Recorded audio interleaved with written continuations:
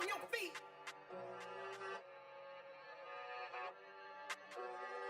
I just wanna see you dance.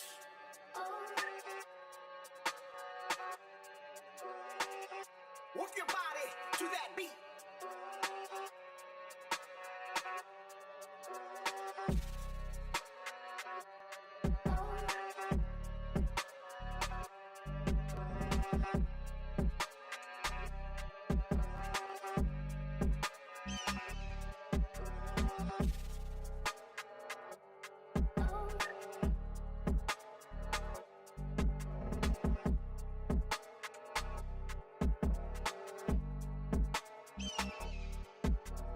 It's time to get up off your knees.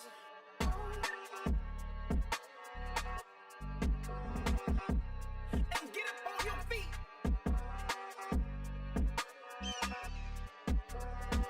I just wanna see you dance.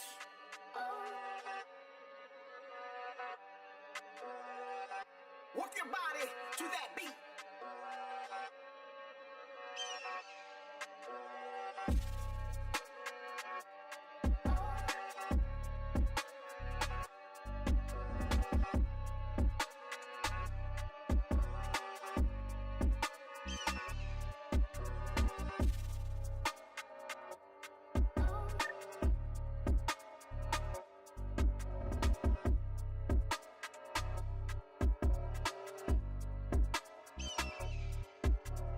It's time to get up off your knees.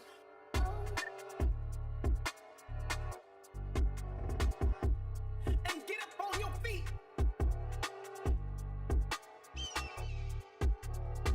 I just wanna see you dance. Yo, what's good? Good morning, everybody. Good morning. How's it going? Work your body to that beat. How's the sounds? It looks a little fucked up on my end. Not really sure why it's... Oh, maybe it's fine. Maybe it's fine. Alright. Who we got? Almaty, what's up? Good morning. Bilbo, what's good? Good morning. Yo, Bilbo, I'm not sure where you're from, but the Buffalo Bills, the football team, they have like a thing like that they call like they say like during when the Bills play the Patriots, and they call they have like a like that, like they call it like Bildos or something. The Bildos, like instead of dildo, Bildos. So every time I see Bilbo, that's what I think about. Chaos, good morning, Mike. Hope you had a good start of the day. Yeah, man. Just finished up the workout, feeling good. Ready to rock and roll. It's Friday. Chaos, I'm good. This morning, gold went back to its normal level after the huge drop yesterday. Yeah, we'll check that out. Morning, Rob. What's going on? Oh, let's see. It's motherfucking Friday. Feeling good. We feeling good today. It's gonna be a good day.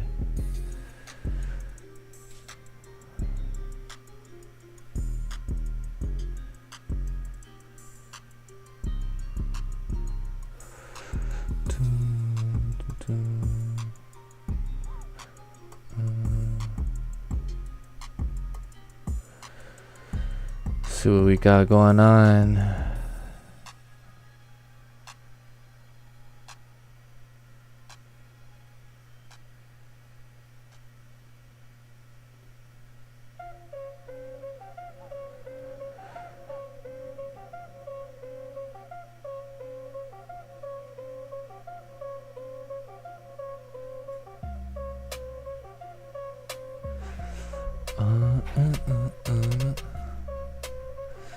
Let's see what we got on Sports Center this morning. See what they talking about. I see old Michigan lost last night, man. Fuck Michigan. I was really happy to see that they got their asses beat, man. Michigan fans, man, they talk a lot of shit on Twitter, man. Then they come out there and lose by nearly 30, man. Fuck them.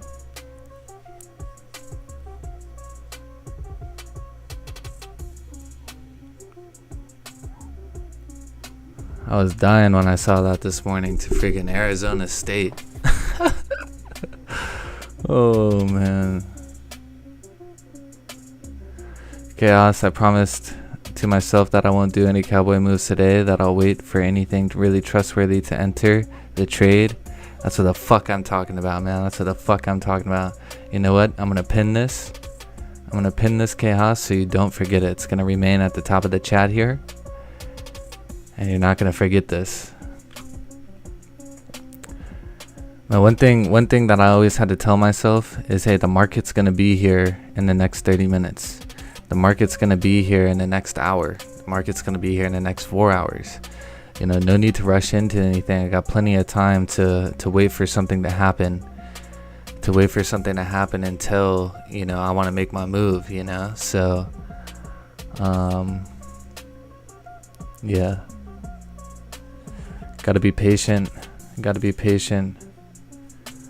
There's one thing that I have written down in like my trading notes that I see every now and then, and it's like it says, let me find it. It's a quote. Let me find it. But it's a good one. It's a really good one, actually.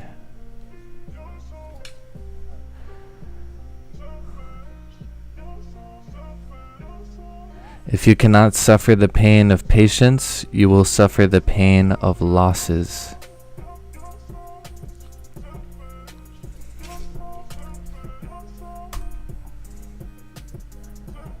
Put this in your notes. Put that one in your notes. Fuck, man, make a wallpaper for it for your phone, man. Shit. That one's a good one. All right, let's see here. I got to do this.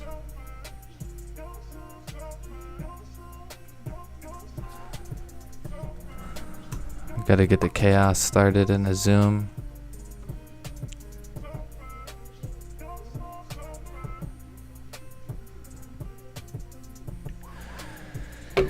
Get the chaos started in the Zoom. Yeah, and I mean, like, just even like first thing looking at this, man, if I would have seen this, you know, 6 months ago when I logged into the charts, I'd be looking for this to break the low and I would just take a sell, not even paying attention to support being right here.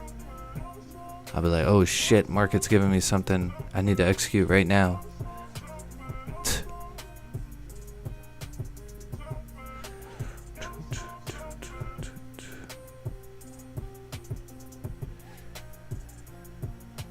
Let's see, it's Friday. Now we got the World Cup coming up.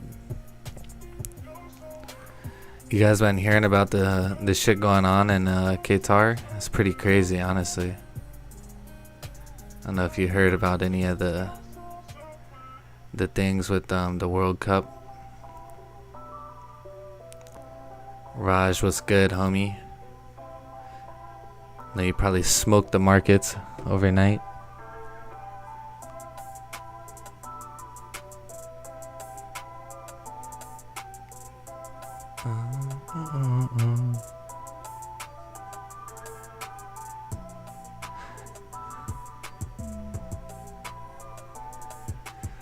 Alright, let's see what the hell we got going on here.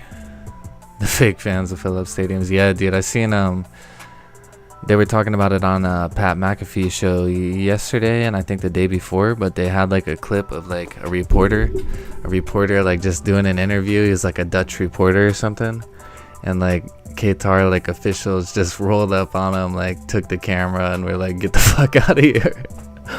I was like, holy, yo, they are ruthless. And the reporter's like, yo, like you invited the entire world here, you know, to come watch the World Cup, and you won't let us film anything. You won't let us report, like blah blah blah. I was like, damn, I know a guy from Qatar. Like, he's a cool guy, and like he makes great money. He's an online coach. He makes great money, and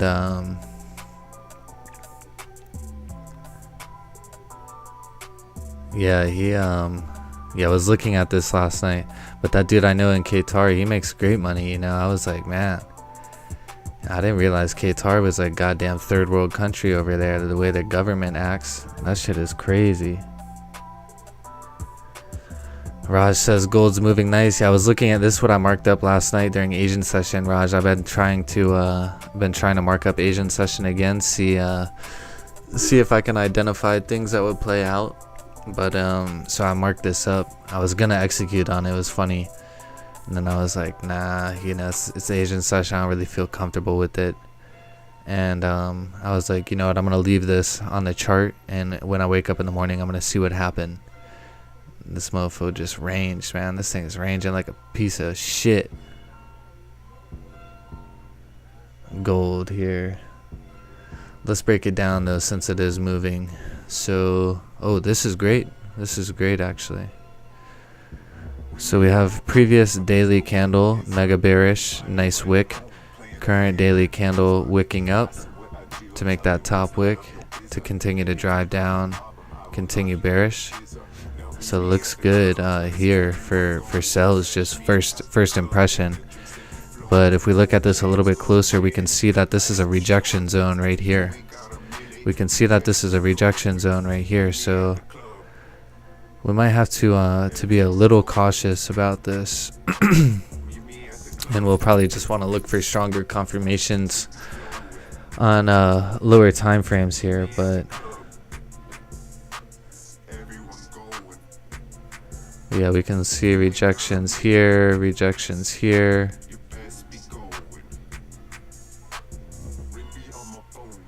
More here. More here, here, here. Yeah, it's a big rejection zone on daily. So we might range here and respect this and close weak bullish like this or something like that. 4 hour, ooh, moving bearish. But we have a very strong level of support right here on 4 hour. Also past rejection zone here.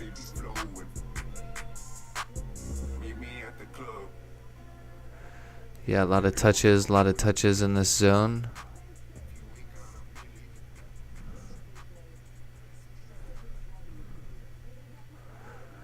But we're breaking the lows on the 4 hour. So daily bearish, 4 hour bearish. I think we can definitely make a nice push down to 1755.98, but based on 4 hour here. Ooh, it looks good on 1 hour too. Yep, looks very good on 1 hour at this zone. And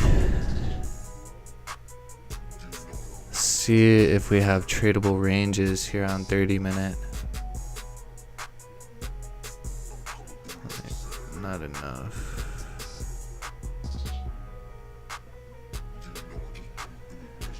Yeah. See, that's where it becomes unfortunate. Support here. Support here. Support here. Just not really enough range here.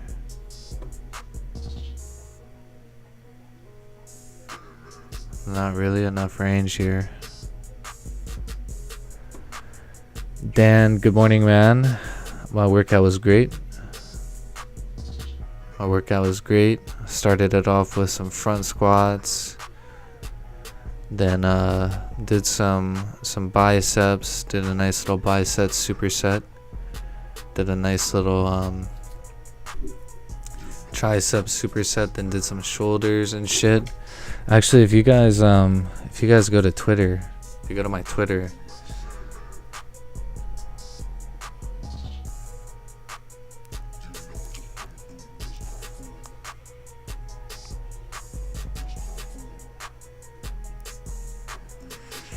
come to the profile, and then right here. See, I always upload my workouts. I use this app right here, Heavy app, pretty cool app here. But I always upload my workouts.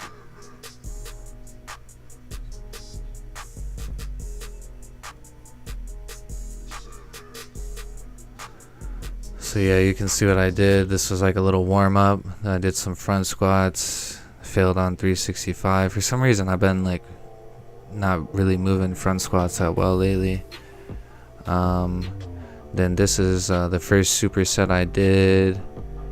Second, third, fourth, abs, then the lunges.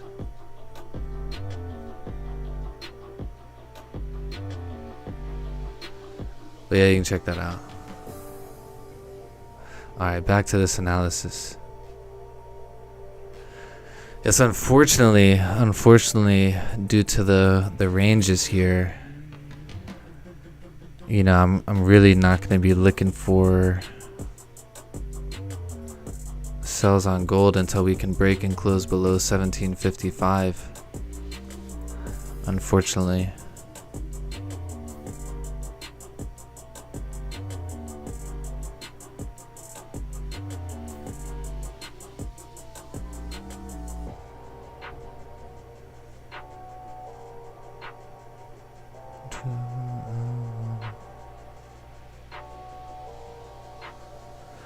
Hey, did you guys see my my video on the entries?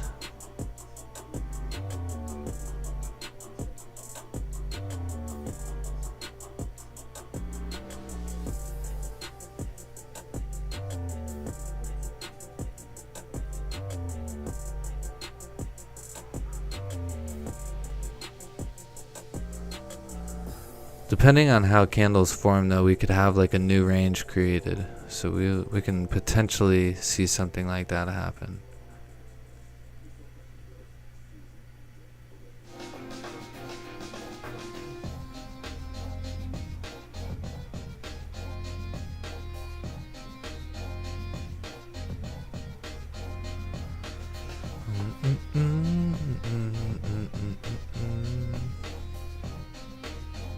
Business life was good with it, was good with it.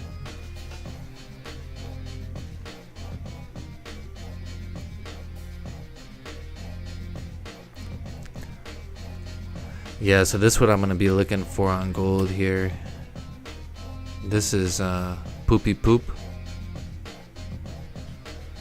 And then, yeah, because I mean, we only got, you know, 17 pips to the bottom of the range here. 15 pips range here. You know, 13 pips or so there. So yeah, this is gonna be a no trade zone. No trade zone. It's like no flex zone, but no trade zone.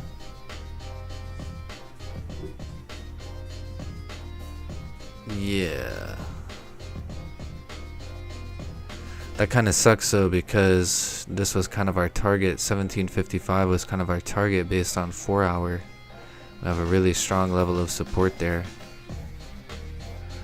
But I just don't like what the lower time frames are showing me. This looks really good on 4 hour. I mean, we get a 4 hour close, bearish, strong bearish like this. The next one, wick up. This also like kind of, you know, respecting this level. It's kind of like a little fake out here based on this level. So yeah, I mean, it looks really good on 4 hour. It looks really good on daily to move bearish, but on the lower time frames, I just can't vibe with it. I can't really vibe with it. You know, we can anticipate that levels can potentially be broken with volume, but you know, hope is not a good trading strategy in my mind, so I try not to hope for things to happen. And I think to anticipate price to move clean through here, through these supports, I think that's going to be a lot of hoping. Can I take this candle structure trade on 5-minute time frame? How do you think it will work? Yeah, you can. I'm not sure if you're talking about like taking an actual trade right here, right now. If that's the case, probably not.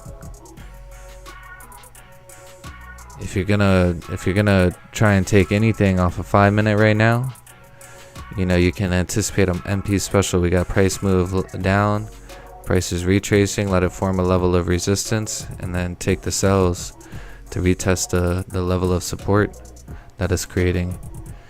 But I'm not sure if that's what you're referring to or not, or if you're just asking, can you use the candle structure to trade on 5 minutes? Like maybe you're talking about my entries video. If that's what you're talking about, yes.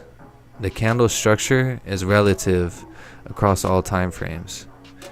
The difference is, the key is that 5 minute time frame is very low confirmation time frame. So it's hard to make judgments and execute based off a 5 minute time frame, just because it's a little wacky. 15 minute, not so strong. 30 minute, this is where we start getting into stronger time frames. 1 hour, you know, a little bit stronger. 4 hour, a little bit stronger, you know, and so on and so on. Yeah, okay. Candle structures, yeah, it's valid across all time frames. For me, I like to develop a bias based on daily and 4 hour, and then look for entries based on 30 minute, 15 minute hourly. All right, let's check out GJ here. We haven't checked out GJ here.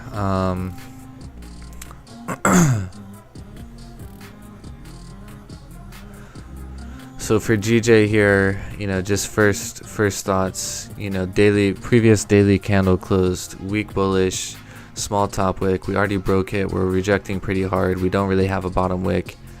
So I'm honestly thinking that this is probably going to flip bearish and continue down. And that would be like rejecting this level here, this support level here.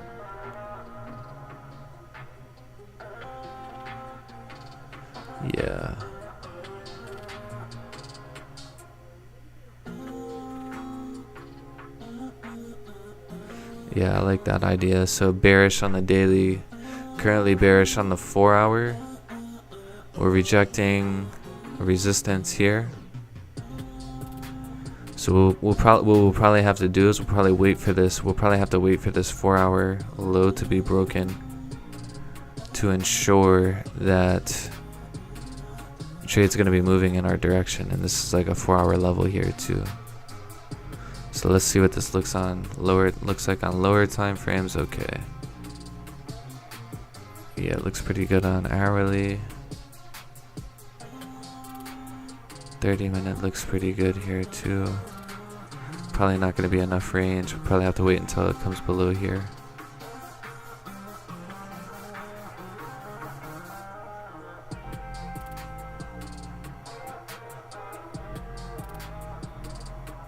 Yeah, 15 pips. 53. Yeah, I think I like 53 better than 15.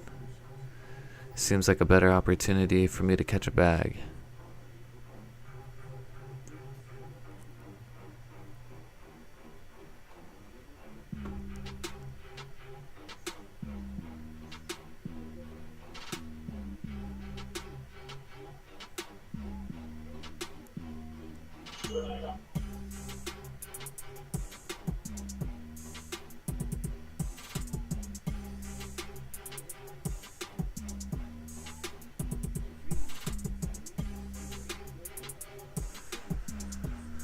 We're rejecting here on 30 minute.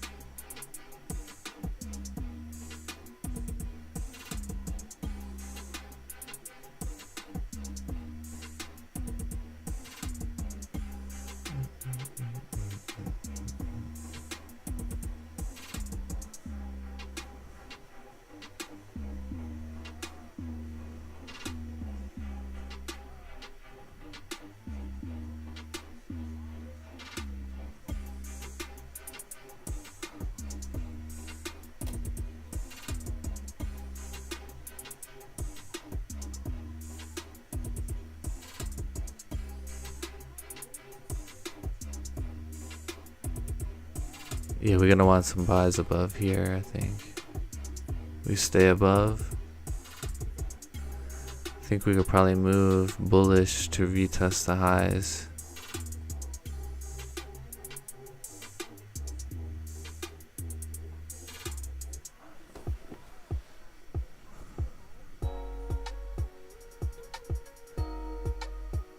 Yeah, because that's basically saying that 4-hour candle is going to stay above the previous low. And it would be like filling its own wick on the daily. Hourly close with no bottom wick. Meaning that this hourly candle has a very high probability of closing bullish. 30-minute broke the low and closed back in the range bullish. Yeah, I think it's probably gonna continue bullish with a nice close. Nice clean traffic here to correct the move down. It's actually just like a really good MP special play, really. Price created a high. We formed a resistance. We came down. We created support. Now we can move bullish, but it's going to be crucial for the hourly low to be respected here. It's also going to be the 30-minute candle low. The way candles are closing, I'm not too certain.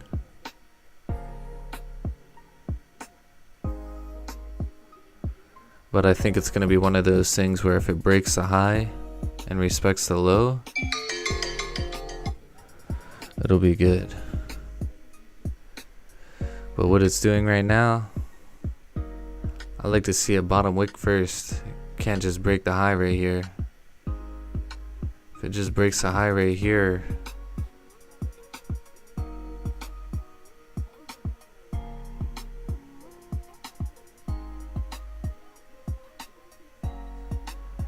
stop loss be like 21, 22 pips. I don't think that's going to be too bad, honestly.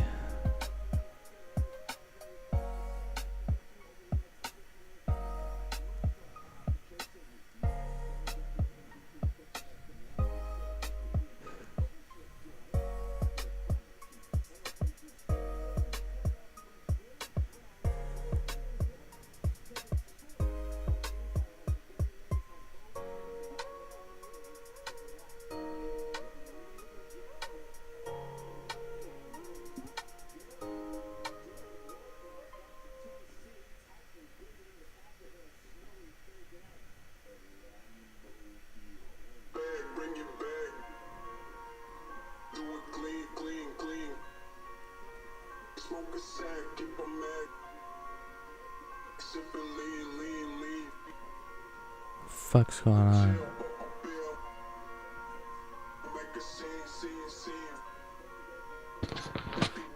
Hey man, good morning. How you doing, man? What's happening, man? How's it going? Think about taking some buys right here on GJ right here. See if it respects these lows. If it respects the lows, I think it's gonna play out. GJ.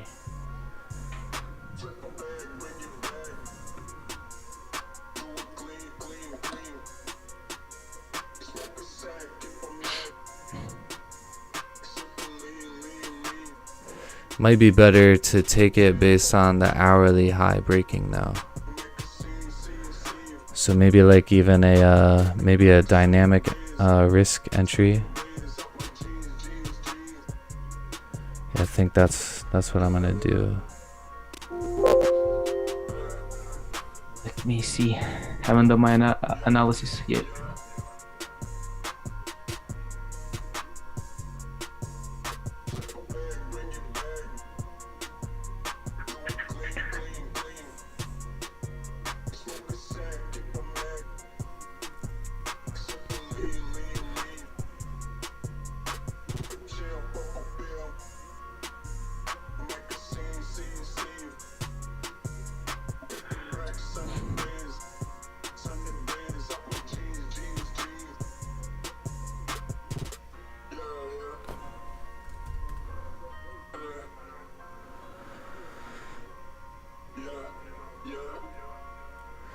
Yeah, that's what I'm thinking. I'm thinking a half risk as it breaks to 30-minute, and then the other half as it breaks the hourly. Because I think that's what's going to be key is it breaking the hourly and respecting the hourly low. Breaking the hourly high, respecting the hourly low. That should give us like a nice confirmation that the 4 hour is going to keep pushing.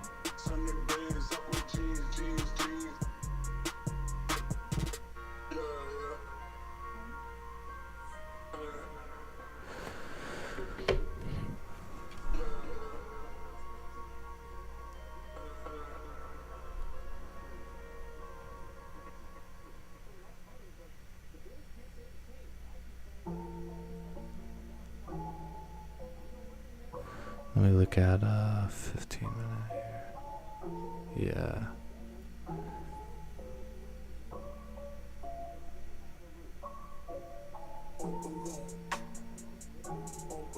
I just broke. Yep.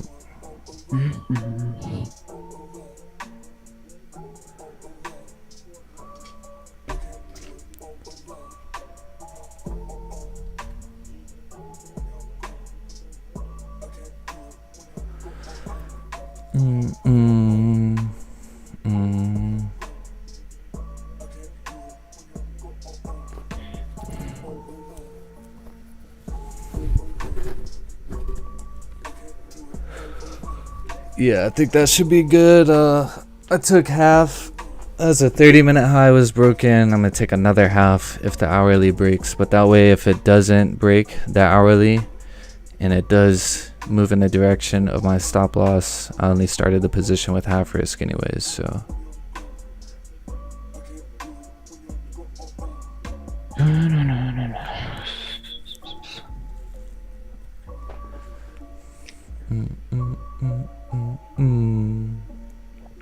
and it is Friday, so we gotta be a little cautious. I also haven't looked to see if there's any news today, so I'm kind of being a little cowboy here, but Are Fridays usually slow, or what is happening Fridays? they're just like traditionally like trap days. You know, the market kind of moves a little weird. Okay, like in Mondays, right? Yeah. But I mean, like, I used to have like a rule that, you know, Fridays weren't like tradable days, but I don't really believe that anymore. I mean, we've been able to catch a lot of profits on Fridays. You know, it's just a day where price action can be a little wacky. Volume can be a little bit hit or miss, but I mean, realistically, that's just like any day, to be honest.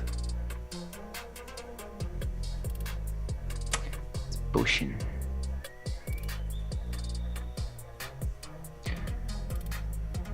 So did you went to the gym this morning? Yeah, Leg days as usual. every day is leg day. Crazy. 720. Yeah, every day is leg day.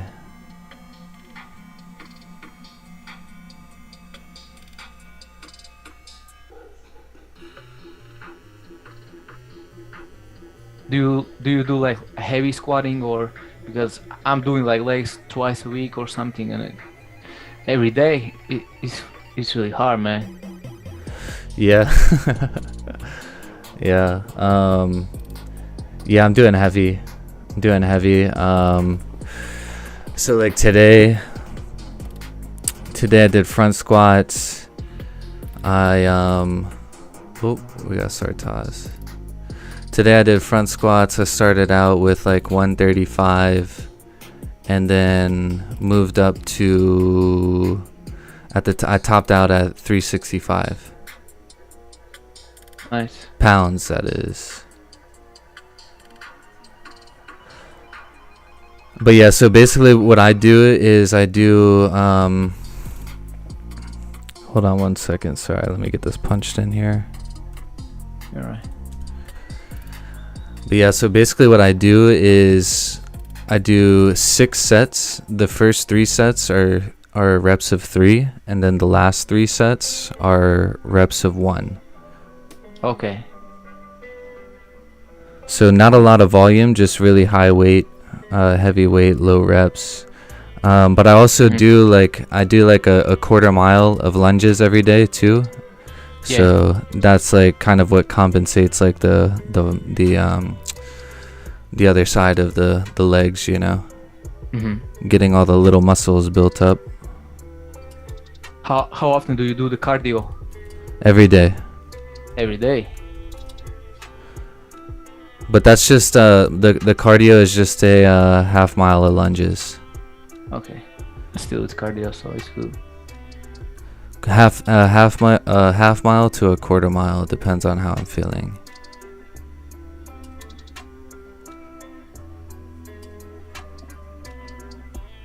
Let's see. I have a question. What do you do if price reaches like I don't know, like 6 or 7 pips and then goes back to the break even? Do you close some position or you just let it run to the?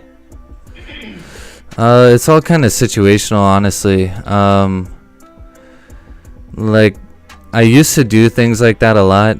Like 8 pips, you know, would have like an auto break even set, things like that. But I started to realize that it kind of strangles the trade. So I'm starting to loosen up and just kind of trust like my analysis. I mean, at the end of the day, if I'm within my risk parameters, you know, I should be comfortable with taking the loss, you know. So it's just one of those things. I understand. You know, so like in this situation, like it's, you know, the first position has already moved like 6 or 7 pips in profit. The second position, I think maybe 5 pips in profit. I'm just gonna let them go though. You know, if we hit my partial TP, we're able to secure, then amazing. If not, it's all good. You know, I'll accept that there was a lesson here to be learned somewhere, and we'll just have to figure out what it was. And the amount of losses is just gonna be what we had to pay for that lesson. But that's honestly just kind of based off of like my trading last week. Last week I took, I think, 3 losses and 1 break even. I mean, I had like four winning trades too, but you know, my losses and my break even, when I looked at them, you know, this past weekend, I looked at them and like they never like would have hit my stop loss. Like they were all losses because price started to move against me and I closed partials, or I closed the full position, or I had a partial stop loss in place, or whatever the case might be, you know. So that made me start to think like, maybe I should just start trusting my analysis a little bit more, because you know, like if we think about it, like my stops are very like valid, you know, like my stop loss here, it's in a very valid position, you know.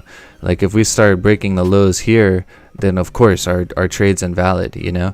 But what I used to do a lot of times, and why I kind of like developed that habit of like trying to close early and not really trusting the analysis, was because I would put stops below like the current candle, you know. So that a lot of times like that would get hit because, you know, price would be trying to figure itself out or doing whatever. So I started putting stops here, you know, below the previous candle, and you know, it just kind of number one, reduces the risk a little bit as far as the position, but number two, you know, gives the trade a little bit more space to move, you know. Okay, makes sense. But yeah, it's really all situational. Like a lot of what I'm looking for too is like how candles are closing.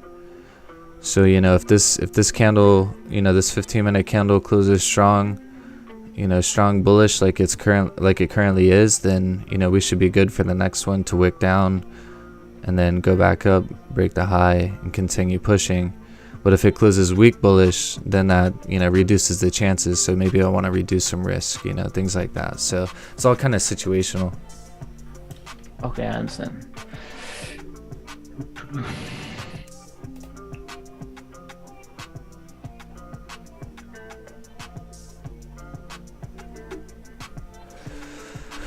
Let's see what we got here on the YouTube.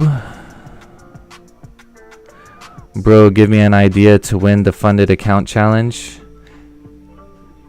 Determine 2 instruments. You know, only use 1 to 2 instruments. And what I mean by that is 1 to 2 pairs. You know, GJ, gold.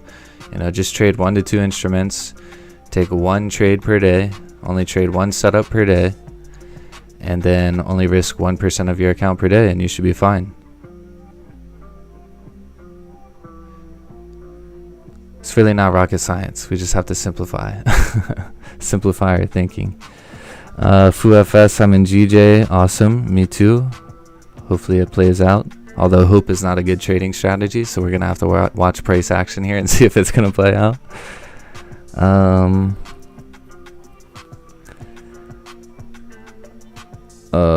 Let's see. Previous candle stop loss would be 24 pips. That's just a lot. Alright, I got my 10 pips. Hell yeah, good shit. That's what I'm fucking talking about. Yes, sir. That's what I'm fucking talking about. Good shit. Let's go. Thank you, Mike. Yeah, bro. Yeah. Alright, previous candle stop loss would be 24 pips. That's just a lot. Do you lower your size? No. Well, yes, actually. Good morning. Good morning. What's up, Sartaz? So to answer that question real quick, and we just hit partial TP. Stops are now at entry. Positions just running. The runner's running. So cool. But yeah, to answer that question, you know, the stop loss is all relative. The risk is all relative. So I only risk 1% per trade. I use magic keys, and with how magic keys is set up, it calculates the lot size based on the stop loss size and my total risk. So the 1% risk is always going to be the same. And oh, look at how this 15-minute candle closed. No top wick. I would secure positions 100%. I'm actually just going to close out the rest of the position because I don't think it's going to keep running here at this point. And if it does, it's going to pull down somewhere, and we don't know how far it's going to pull down, especially because it just broke the top, broke the high immediately, has no top wick. Very strong signs that this 15-minute candle is going to be bearish. So I'm just going to close the rest. It's Friday. We took profits. That's all I care about. But yeah, so to answer that question, wait a second here. What's going on here? Okay, yeah, we're good. To answer that question, like I've been trying to the last couple of times, keep getting sidetracked, but I use magic keys. It's all relative. I just use 1%. So no matter if the stop loss is 10 pips or 40 pips, it's going to be 1% risk no matter what. The only thing that changes is the amount of profits that I secure at the levels. And by the way, I have a new coupon code for magic keys. So if you guys want, you can. Oh, Jesus Christ. Seems like my friend's gonna join Zoom as well. If you guys want magic keys, you can come right here to MikePoglies.club. The link is in the description. Make trading more immediate and precise. Magic keys right here. Use code MikeP10 for 10% off. That also works for the on-screen version too. So it makes the on-screen version like less than $30 US. But cool. Let me look at here. Is it possible to take long from GJ now? No. No, if you miss the entry, you just have to accept that you missed the entry. Can't do that. Oh man, look at GJ. Damn. Yeah, making a nice little push here, but like I said, no top wick here on the previous 15-minute candle, and no bottom wick on the current 15-minute candle. So at any moment, we can go and create that lower wick, and that's where it becomes dangerous. Diana. Sorry, Taz, what's up? 15-minute resistance at the moment, so it's a little bit sketchy. Yep, I'm actually just going to close my MT5 at this point. Was that Sartaz? My bad. Yeah, I am telling gold has same setups as GJ. I already took 50 pips. Oh yeah, see, it's in this in this no trade range for me. I don't really like this range. Yeah, this was my first trade. I was waiting all day, bro. You know, today gold price action was totally dirty. Yeah, this looks good here on 15-minute. Looks good. Yeah, no, I just took one trade, 10 pips each. Rest runner. Hell yeah. Mike, you take only one trade a day, right? Yeah. Sometimes I'll take another one if I have like a If I break will, even trade, but yeah. It's important. yeah, if I have a break even trade, then sometimes I'll take another one if I see a good setup, but yeah, in this case, like when I take especially winning trades, man, I don't want to risk those profits, you know. I want to No, cherish those. GJ, GJ trade was actually amazing, bro. Awesome. Yeah, bro, No, that I worked love, out perfectly. I love this setup. I love this setup. Me, Really. Man, me man, No, when I I took check, the same. Yeah. yeah, man, when I traded supply and demand, I was trading on 5 minutes, and I always lost my profits because 5 minutes Yeah, are moving that's so why, damn fast, man. It was hard. It was bro. hard for me. Never. I have some suggestion. Never ever trade on M5, M1. Okay. yeah. It just was my like previous Yeah. strategy I started with. Yes. I had like a Yeah. different mentor before I joined Raj's community, so I love M13, M30. Always I love it's way such a better. setup. No. It's a little bit slower. You can think about the entries and everything. You got time, so it's way Yeah. better for me.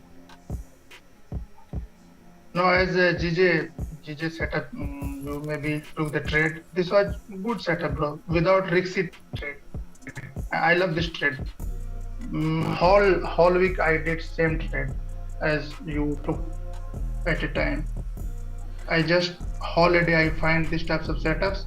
If I get it, I took the trade, 20 pips profit and rest runner till 40 or 45 pips. If I get 45 pips, then okay, call a day. No, we need to find these types of setups. Hell And yeah. yeah, Yeah, that's a good one right there. This is my favorite setup. That's why I call it the yeah. MP special, man, because it's motherfucking Mike Pogli special right there. No, it's special Friday, yeah. Yeah, that was Last good. That was weekend. good. We got a lot of people in the YouTube chat that caught that too. That's awesome. That's great. Yeah. It's good, bro. Good way to end the weekend, right? Yeah, hell yeah. Yeah, this was actually a really good week of trading, man. It's funny because a lot of people been like saying like they've been struggling in New York session, and like, man, you just gotta wait for the damn market to come to you, you know? It's, Mike, see the gold 15-minute chart. One see. Open the chart, please. 15. 15 minute? Yeah. Look this range. Oh, we got We a are clean. Yeah. little lag here. Sorry. Yeah. That's why I must. Yeah, this is moving pretty nice here on gold. I took and I already booked. No, just I want to know. You know, we have three candles. No, left and side clean candles. Plus we have column at this point 1763. We have some columns here. 163.24. Oh, you're talking about Gold. yeah. Yeah.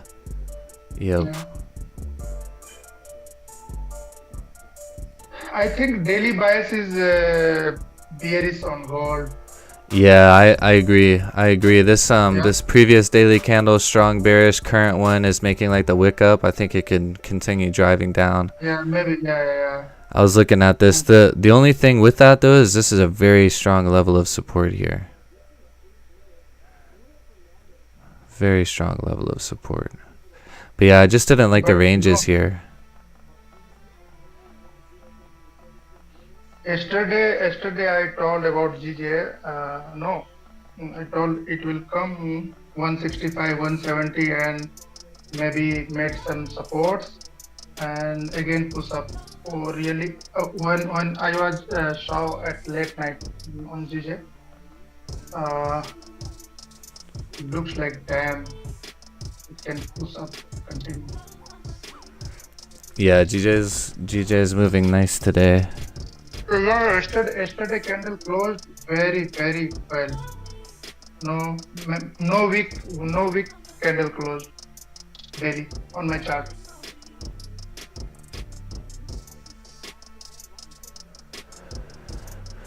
Let me see here. You have runner position? You have any runner position on GJ? Yeah, I got a runner. Oh, okay. Actually, no. Sorry, I closed it when this 15-minute candle closed. Yeah, I No closed it weekend. there. That's why. Yeah, I closed it there because I was satisfied with the move, and yeah. No, I I think on 30 minutes candle just appearing like that. I think it will going to again push up till 167 200 like that. Yeah, I think 30 minutes or 1 hour candle looks like that. yeah, I think if this 30-minute can close above here, it probably gives us a really strong confirmation it's gonna continue. Okay, but no problem, bro. We took the trade, call a day. Yeah, it's important. Hell yeah. Yeah, for sure. Let's see what we got here on YouTube. We got Chaos. Check DM on Instagram when you have time. Yeah, I'll check that today. A note though is I don't use Instagram anymore. I only check the messages once a week, and it happens to be on Friday, so you're lucky. But yeah, if you want to contact me, Telegram or Twitter is probably best. GJW, yes. Gold have the same setup, yes. Just like Sartaz was talking about, it's on the 15-minute. Close 80% on GJ, and we'll close remaining 20 if the current 15-minute creates a low. I think that is actually a good idea. I think that's a good idea, because if price does start to come down here to create the low, it's probably going to end up closing bearish. But at this point, we got 5 minutes left in the candle. It's pushing pretty strong. I don't really think that that's going to happen, but we'll see. Yeah, because this is crazy. 5-minute candles are just closing with no top wicks. It's just driving. Yeah. Oh man, it's pushing. We are done for the day. Yes, we are. Dan, the praying hands. Yes. Frederick, why don't you use IG anymore? I just retired from IG. I don't know. I lived my life on IG for the last 10 years. You know, kind of my income was based on Instagram. So I just got tired of being in the public eye like that. I have a big audience on Instagram, and yeah, it's annoying. And there's a lot of fluff on Instagram.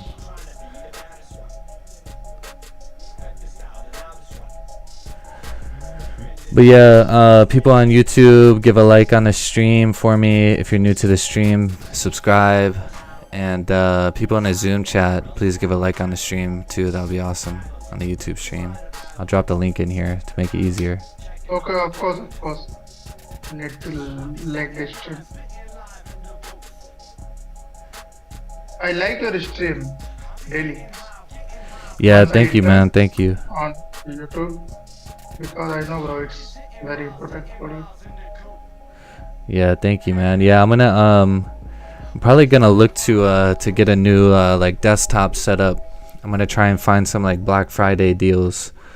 Try and get like a new desktop setup, so that way the streaming and everything will run a little bit smoother. We won't have any lags or anything like that. Cause what I'm using right now just isn't really made for it. No, I have 3 accounts on YouTube. I subscribe you from 3 accounts. No. Thank you, bro. Thank you.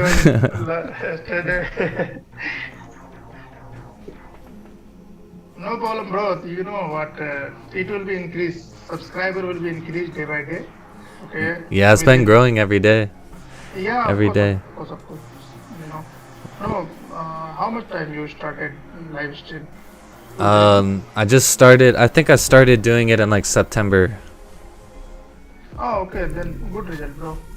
Maybe next September you got 2,500 or 3,000, 4,000.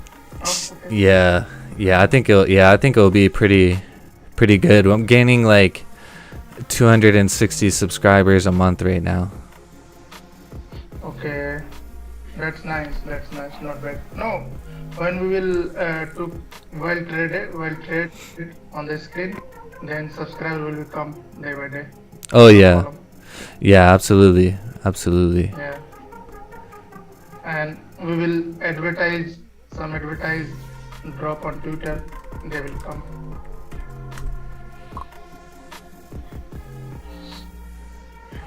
Where is Charles? Man, this thing is galloping here, man. Holy, this is a great trade.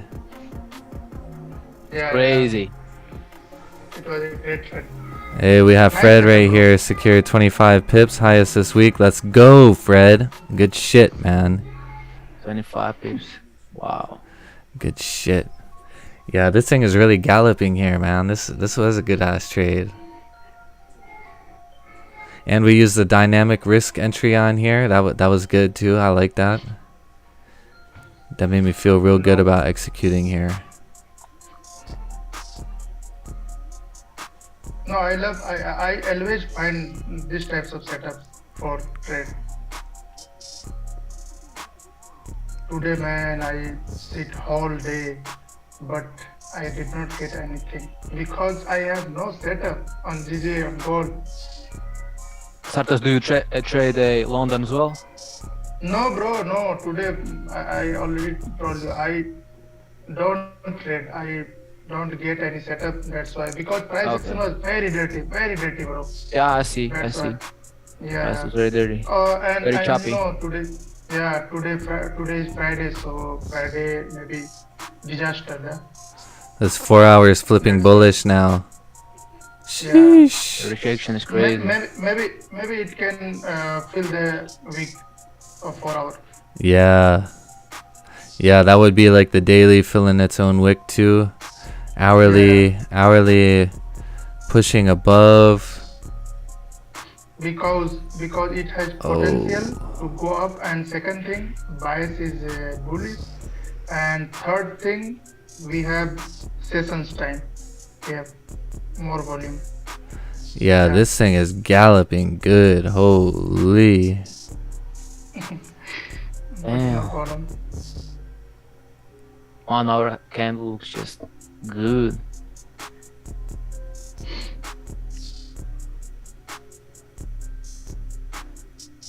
Yeah, we are galloping really nice here. This is great. Yeah, no bottom wick. Yeah, this is probably this is gonna go create a bottom wick somewhere for sure. I think at least has a very high probability to, but I said that here too, and didn't do that, so I can be wrong.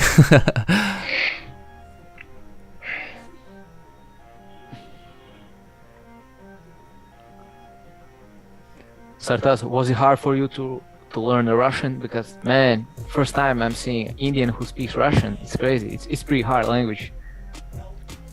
Oh yeah. Very hard, bro. How long did you live in Russia? 7 years. Oh yeah, 7 years. It's a lot. In Moscow or St. Petersburg? No, I live Dagestan. You know Dagestan. I've been in Dagestan Yeah. and Chechnya many times. Yeah. What are you doing in Dagestan, man? I did my graduation from there, bro, in medicine. Dagestan. That's why. Yeah. Okay. No, Okay. it was a nice place, a nice people. It is, yeah. Chechnya is a little bit different than that Dagestan, so Yeah.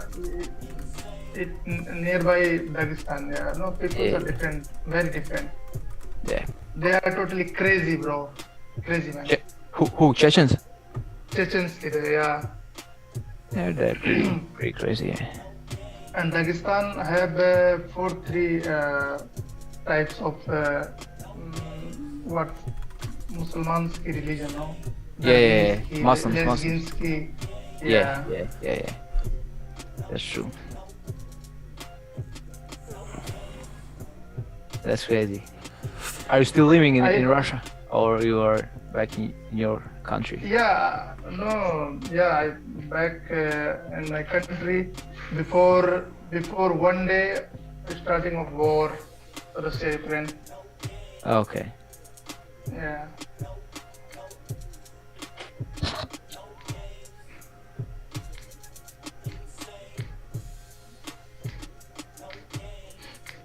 Dagestan. Didn't expect that, man.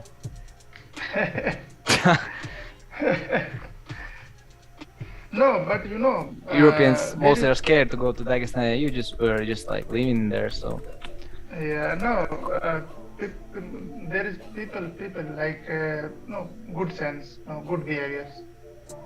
um, did you live Yeah. in the mountains or in the city? Yeah, near mountain, bro. Okay, okay. No, we have so much Makhachkala, snow. far from Yeah, Makhachkala. Makhachkala. Yeah, Yeah, yeah, Makhachkala. No, it is capital of Dagestan. yeah. I know, I know. Yeah, and I went Petersburg, Moscow, Krasnodar, no, Mm. for my holidays. Petersburg, like a beautiful place. Yeah, Petersburg is pretty beautiful. Yeah, it's big Yeah. as big ass city, but I don't know. I don't know. yeah. I don't like Russia at all. So, but Why, bro? I don't know. I just don't like that. You know. No, I've been I've been living in I- this community like Yeah. I don't know all my life. So Okay, okay. I don't know. No, you know, my many friends in Russia from Ghana. You know Ghana, Africa. Yeah, Africa. Yeah. I have many friends from Africa. Bro. Many friends from Mm. Africa. It's cold out there. So No, I saw they help, each other. have you been in Africa? Me? I never Yeah. been there. No. I would like to go though. I like to go to like Cape Town. I like Cape Town's on my bucket list for sure. Yeah. But what I really want to do is like go do like one of those fucking safari tour things, you know, like where Oh, where yeah. you like stay in one of those like cabana things on the safari. You know, I think like something like that would be cool as shit. See the giraffes and stuff. Have you ever seen that? I think it's in Cape Town. They have like a hotel where like you'll be chilling in your room and you can open up the windows and the giraffe will like shove his head through the window Oh, and man. like wow, that'd be wow. pretty That's cool. great. I love Yeah. that. I love that. Safari will be yeah great. That's really nice. Safari. Yeah. I think that was I think that would be pretty cool. But man, this thing is rejecting a little bit here. Just like I was saying, you know, it broke the high immediately and didn't have a bottom wick. Good for the Yep. people that closed. I want to go for European country, like Mauritius, Switzerland. Switzerland, yeah, it's pretty beautiful place. UK, no, London. Oh, London. I've lived in the UK for some time. I like UK. Uh-huh. I really do. Okay. Oh, So, Frederick and YouTube, he said it's called Giraffe Manor. It's in Kenya, he Giraffe said. Manor. Yeah, this is it. Yeah, look at this, man. This is fucking crazy. Yeah, this is it. Look at this.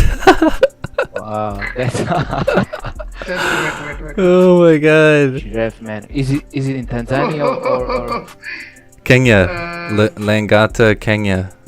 oh, Kenya? Kenya. Yeah, there is a country, Kenya. Yeah, it's so cool though, man. It's so beautiful. Look at Yeah, this. so beautiful. Yeah.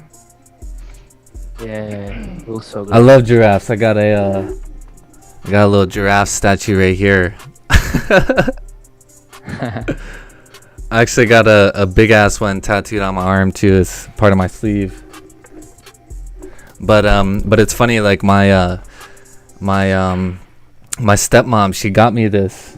She got me this in somewhere. I don't know where it was, but I have a little card somewhere. But it's it says something on it. It says like you know, giraffe, like the meaning of a giraffe or something, and it's basically like, don't be afraid to stand tall and stand out, or, you know, be somebody different, you know, than a normal.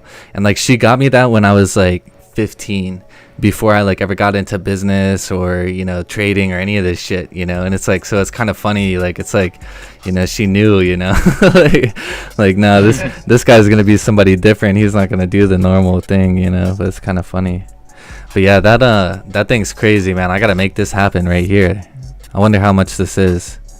Probably expensive. Look at this. Damn. That is wild. You can even eat breakfast with them. Yeah, that's so funny, man. Holy. That's cool as shit though. Yeah, it is. I'm gonna have I to want do to see that. all the lions, all the safari animals is so cool.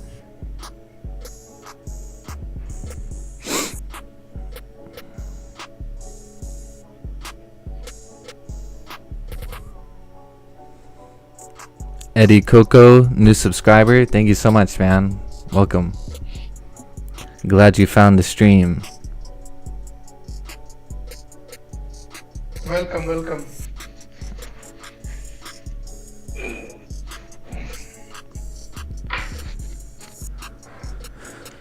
Yeah, we had a Our pretty good week trading this week. I think we took 5 trades and we had 1 loss this week.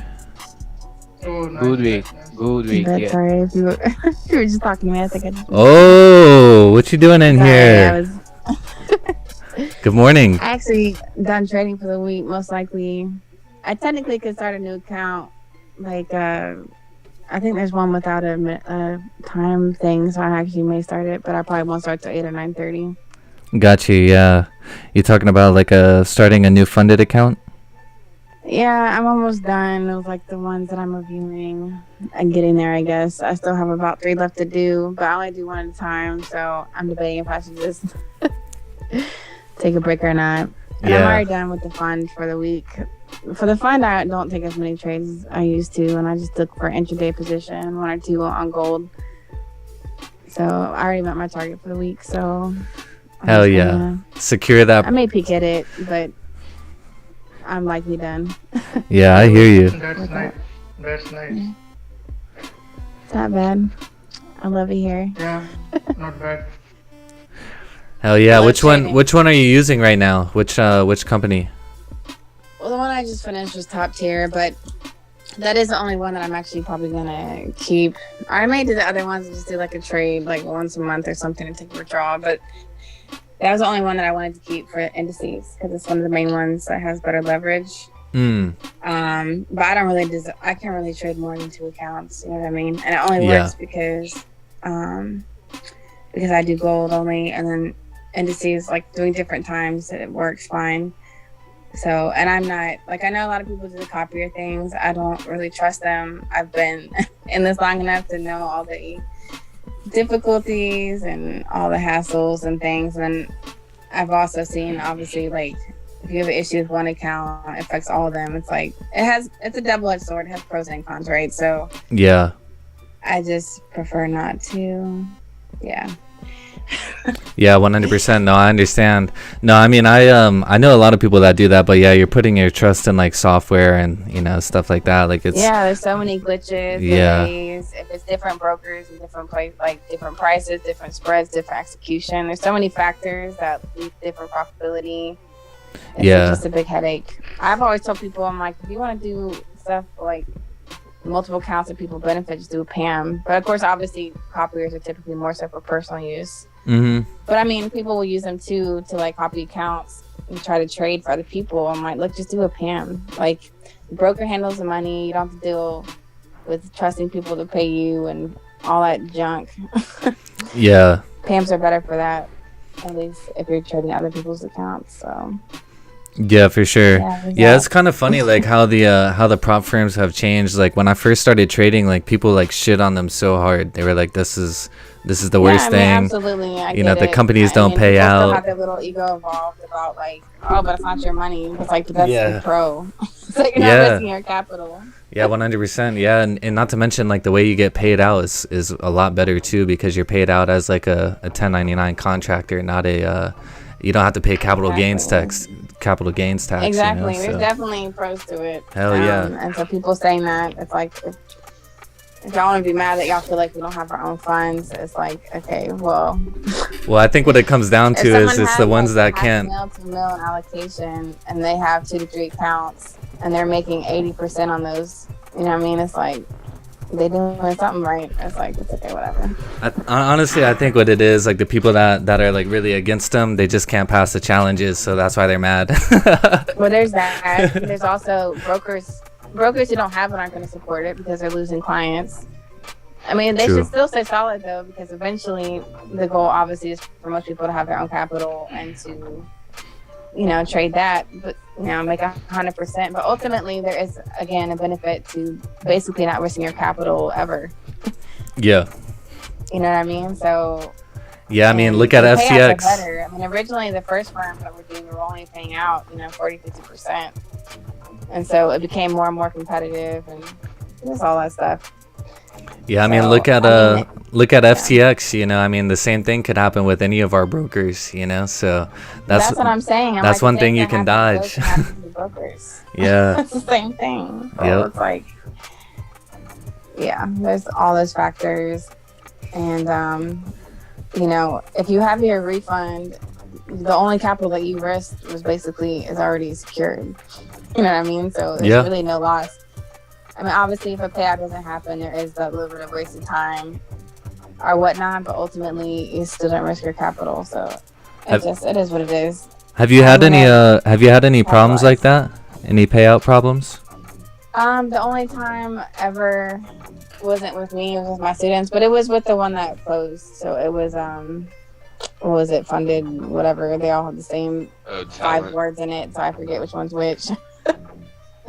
The one that closed down. Funding talent, yeah. Oh, that one was out of my last withdrawal, but 2 of my students had to go back and forth with them tooth and nail to get it.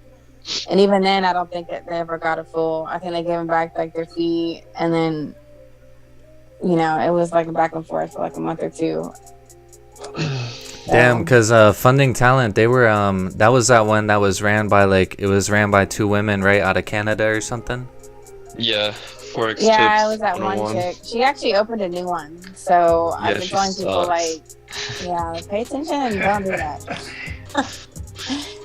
That's crazy. I mean, I'm about people learning and redoing, but I don't know that the lesson was learned there. Yeah, that's crazy.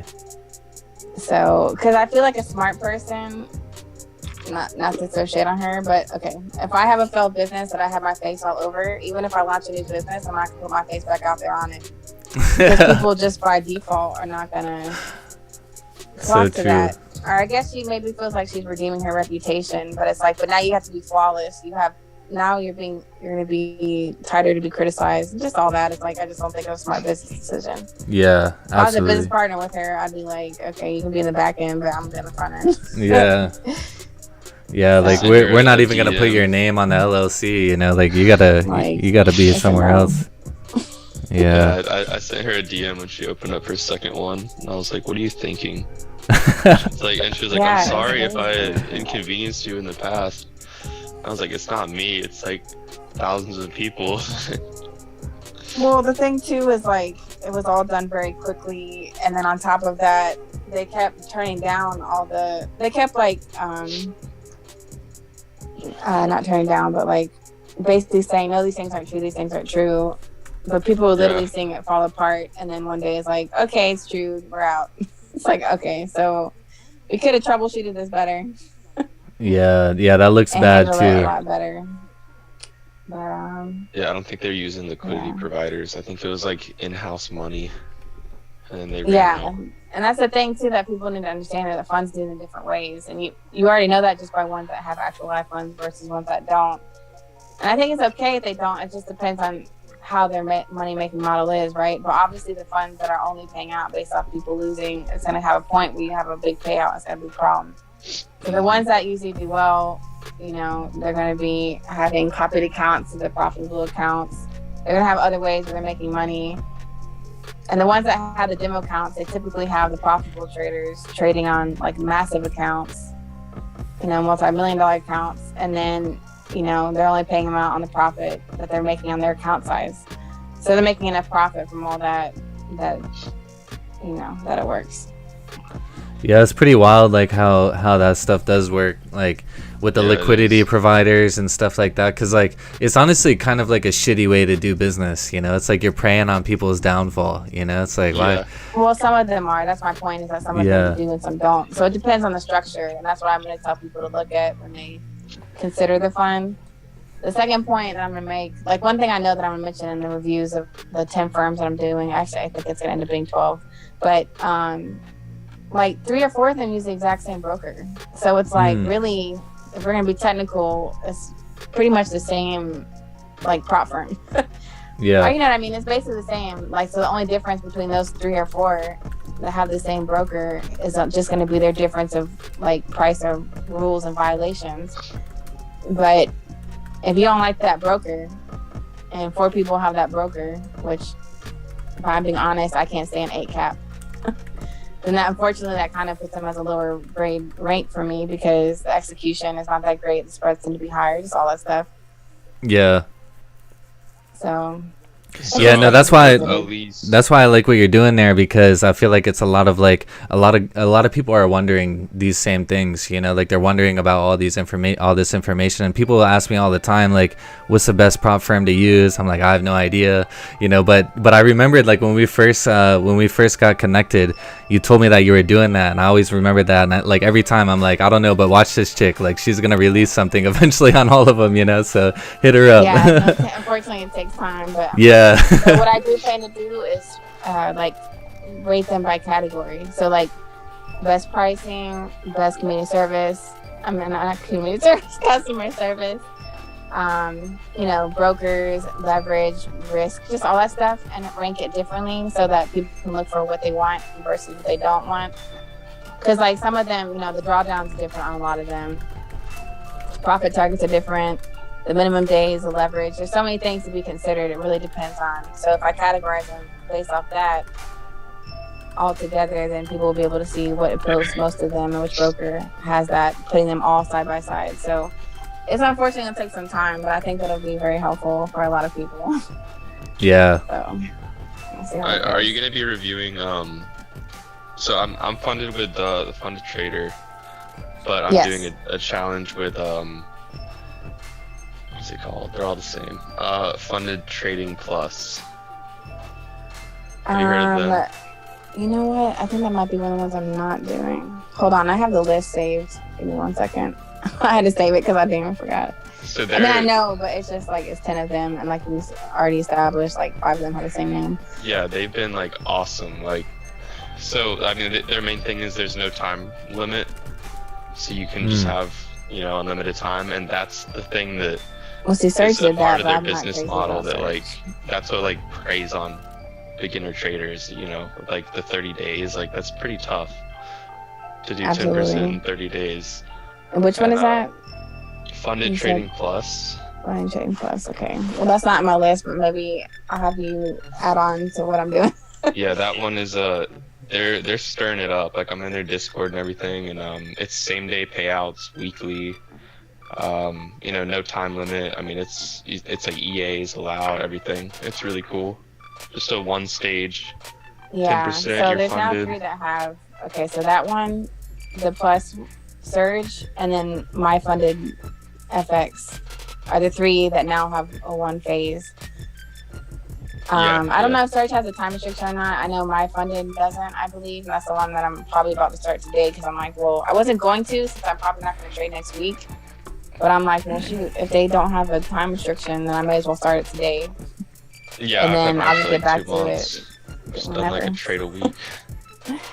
So, okay, so the ones that I'm doing that I have on my list, but I have to add those 2. FTMO, the funded trader, my Forex funds, top tier, funded next, E8 funding, True Forex funds, D prop trading, City traders, Imperium, and Lux trading firms.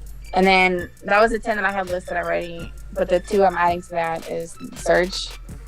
And then, well, I kind of already mentioned Surge because I didn't decide. I gave them kind of like a yuck review, unfortunately. And then my funded FX, which is the one I'm probably about to start, which is also 1 phase and no minimum trading days. So we'll see. But Surge basically doesn't really, you can't really trade news. So I had a position that didn't execute for 2 minutes and 12 seconds, which I don't find to be acceptable. So yeah, I guess it doesn't matter if you don't trade it. So it doesn't really, it's not considered for everybody. But when I see something like that, that either means that the broker lacks the liquidity, right? Their LP is not good, or that they manipulate the stuff around that time. And so that's not a good time for me overall. So I'm good on that. Yeah, there's Igor. If you you can message her in the chat if you want. I think she'll probably respond to you in the chat, in the Forex trading chat if you're in here. Some people messaging on YouTube asking some questions about the funded stuff. Oh, word. Yeah. Also, Yeah, if they you can if you message want, drop me your YouTube link, and I can post this so that way these people can subscribe or whatever. And Are you talking about when you drop the I don't video? have one. Oh, you don't Well, have a YouTube? that'll be my first video. Okay, I guess, okay. apparently. That's what it's looking like. But I don't have one yet. Well, then you guys will have to follow her on Twitter. Yeah, it's gonna have to be Twitter in the meantime. But yeah, that's gonna push me to get to that. So I always do stuff to push myself to be uncomfortable, to grow, and kind of lean into it. I kind of actually practice what I preach most of the time. No, I think it's good. I think it's good, and it's not something that has been done yet, that I've seen at least. You see people, post reviews of prop firms and stuff like that, but it's not because they're using every prop firm. It's like they're it's individual. Yeah, and I've noticed a lot of them have like direct connections to the prop firm that they're posting a review about. So it's like, Yeah. well, of course your So review is gonna Brian- be good. I don't know if you know Brian, because he mentioned that, or Sam had posted it, and Brian had posted asking about it, because basically some firms will do, which I don't think it's all of them, but if someone has a big following, they'll basically will give you unlimited chances to take it, and then you post when you pass all that stuff. But the only thing that I did tell him about that, when he was basically oh, is this person that what was I trying to say? He was basically like, do you think this person does that? And I'm like, well, here's the thing. The brokers, the prop firms that do that, are going to contract you to their firm. They're not about to just do it for no benefit to them. It's not just about a fee review. They're going to basically contract you to them and basically say, we'll do this for you, but you can only trade with us and only review us. So I was basically you just need to be leery of someone who only pushes one and they push it relentlessly, especially if they're not invested in terms of they're not one of the owners or shares on it. I mean, there is affiliate links with them, so it's not a guarantee, but obviously I feel like it's something to at least start paying attention to. Yeah. If it's just one thing that they're pushing and it's just it doesn't matter what people say about it, they're just do it. Okay. Yeah, unfortunately for me, that's only happened with shitty brokers and stuff. Right. Like Nash, I think it is Nash Markets or something. They reached out to me once and offered me a $500 account or whatever, and I was like, oh, that's cool, thank you. I logged in, look at the spreads, it's 15 pips on GJ. I was like, what the fuck, man? You can't even you can't even take a trade on this, being crazy drawdown, but yeah, it's funny. But yeah, Funding Talent actually did that with me, because when I first started doing some live stream stuff, this was a while ago, when I was hopping on Raja's stuff, it was probably a year or two ago at least. But I was gonna do a challenge with them, and I DM'd them, and the woman reached out to me and was like, hey, we'll give you a free challenge, if you promote it or whatever. But it was the same thing, it was we only want you to use this one. I was like, huh? Exactly. Because that's what I was telling him. I'm like, and trust me, I know, because I've been offered. I'm like, but I ultimately always end up turning them down, because I want to be able, I want to be able to use multiple, but I also want to be able to advocate multiple, because they all have different purposes that's best for each trader, right? That's why I prefer one for indices and one for, there's ones that are better, more fit for swing traders. There's one, now that they have ones without. So I want to be able to give genuine, honest feedback to people and not be swayed by any of that. So yeah, I'm good on that. Yeah, I agree, and it needs to be like that. It's kind of like the news sources. Everybody's right. Tag team together. We'll push whatever you pay us to say. Yeah. We gotta have some sort of neutral person out here in the world. Yeah, absolutely. It's no, I'd rather just make the money from actual accounts. Thank you, though. Yeah. So, I don't like the idea of being bought out anyways. I don't know. I like to be able to have my own opinion regardless of what I'm being told to say. It's just, maybe it's just the stubborn Taurus in me. No, it's all Mike, good. You take this trade? Yeah, I took it here. I did like a little dynamic entry on it. Like I took half risk as the 30-minute was breaking the high right here, and then I took the other half as the hourly was breaking the high. And I ended up closing everything when 15-minute closed with no top wick.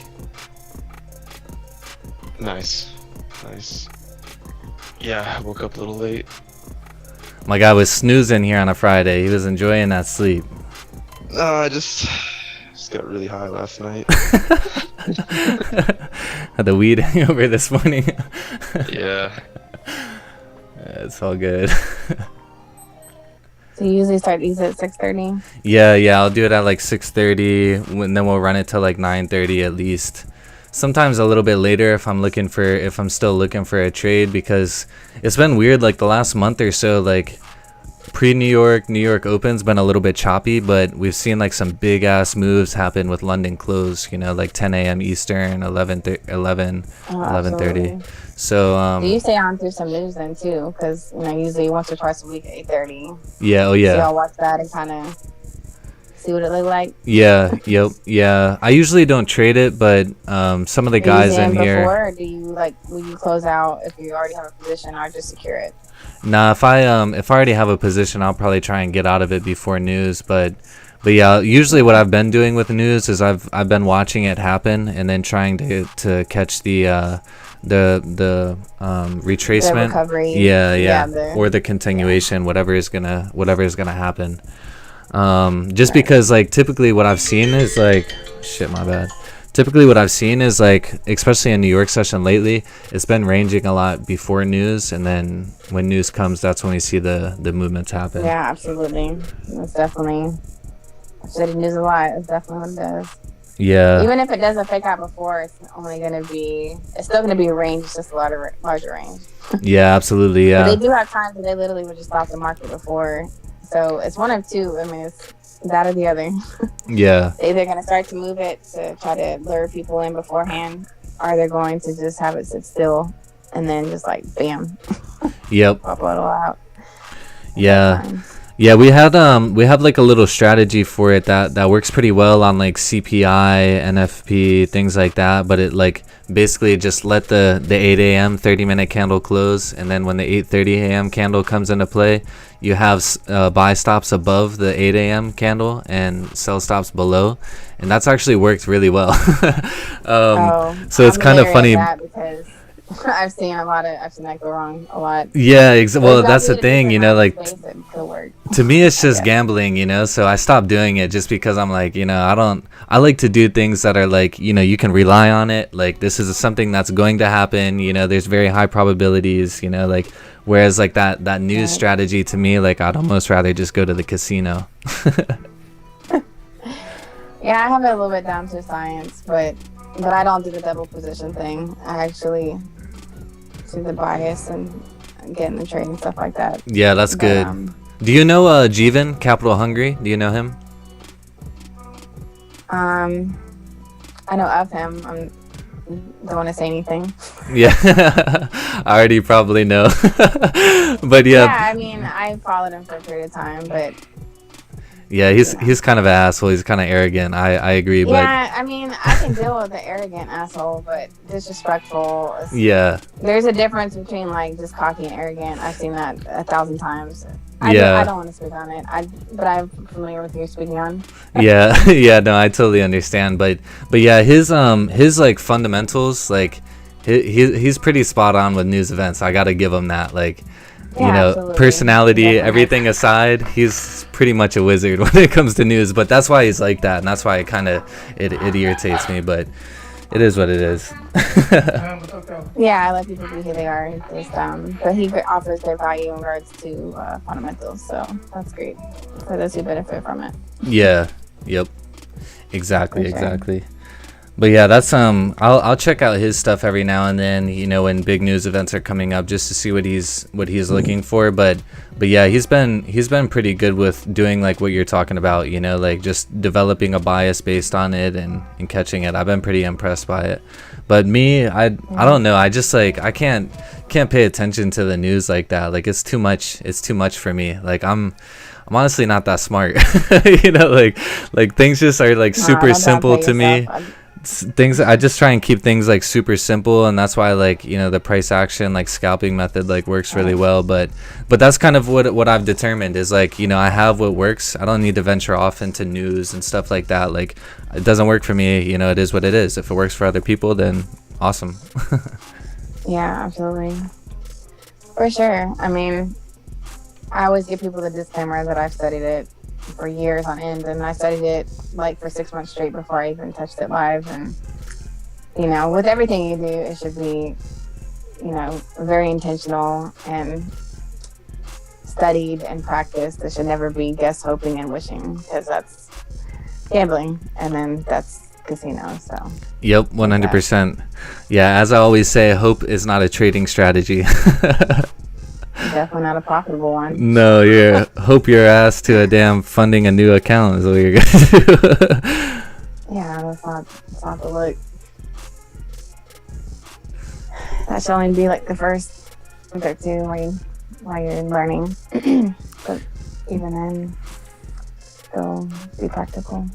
Yeah, but like you were saying though, like you studied it, you know, and like that's what I haven't done. You know, I haven't studied news, haven't had really any interest to. So that's exactly why I don't really understand it, because I haven't taken the time to want to understand it. You know, trade technicals on news, to be honest. Yeah. So yeah. I mean, fundamental, I will consider it in terms, because it tends to be the catalyst, right? So obviously, I will consider fundamentals in terms of like how big the move may be, right? Because if there's big fundamental backing, then it will likely be a larger move versus a more subtle move, which helps me determine my position size and my risk and stuff like that.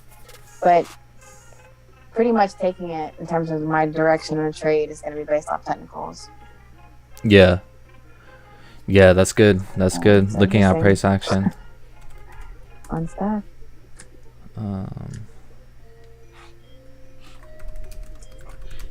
All right, time check. Oh, it's over 5. I need to start. Yeah, we'll probably see some little volatility here with gold, with the COMEX. Have you paid attention to that at all? The Commodities Exchange Open. Already muted. Yes. Yeah, I look at that. Yeah. Trading gold and everything like that, for sure.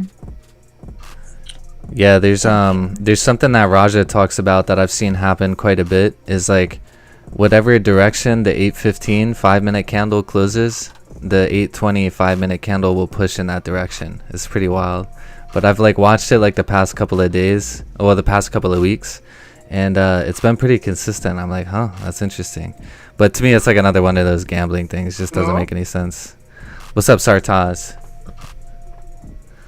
You trying to hit that that COMEX open, Sartaz?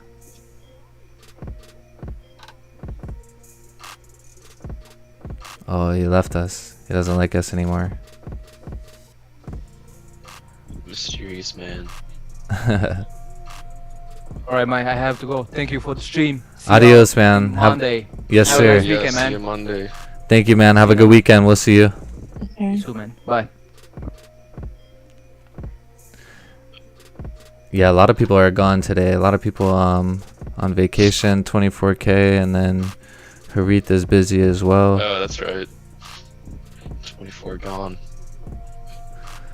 Yeah, we're missing his craziness this morning.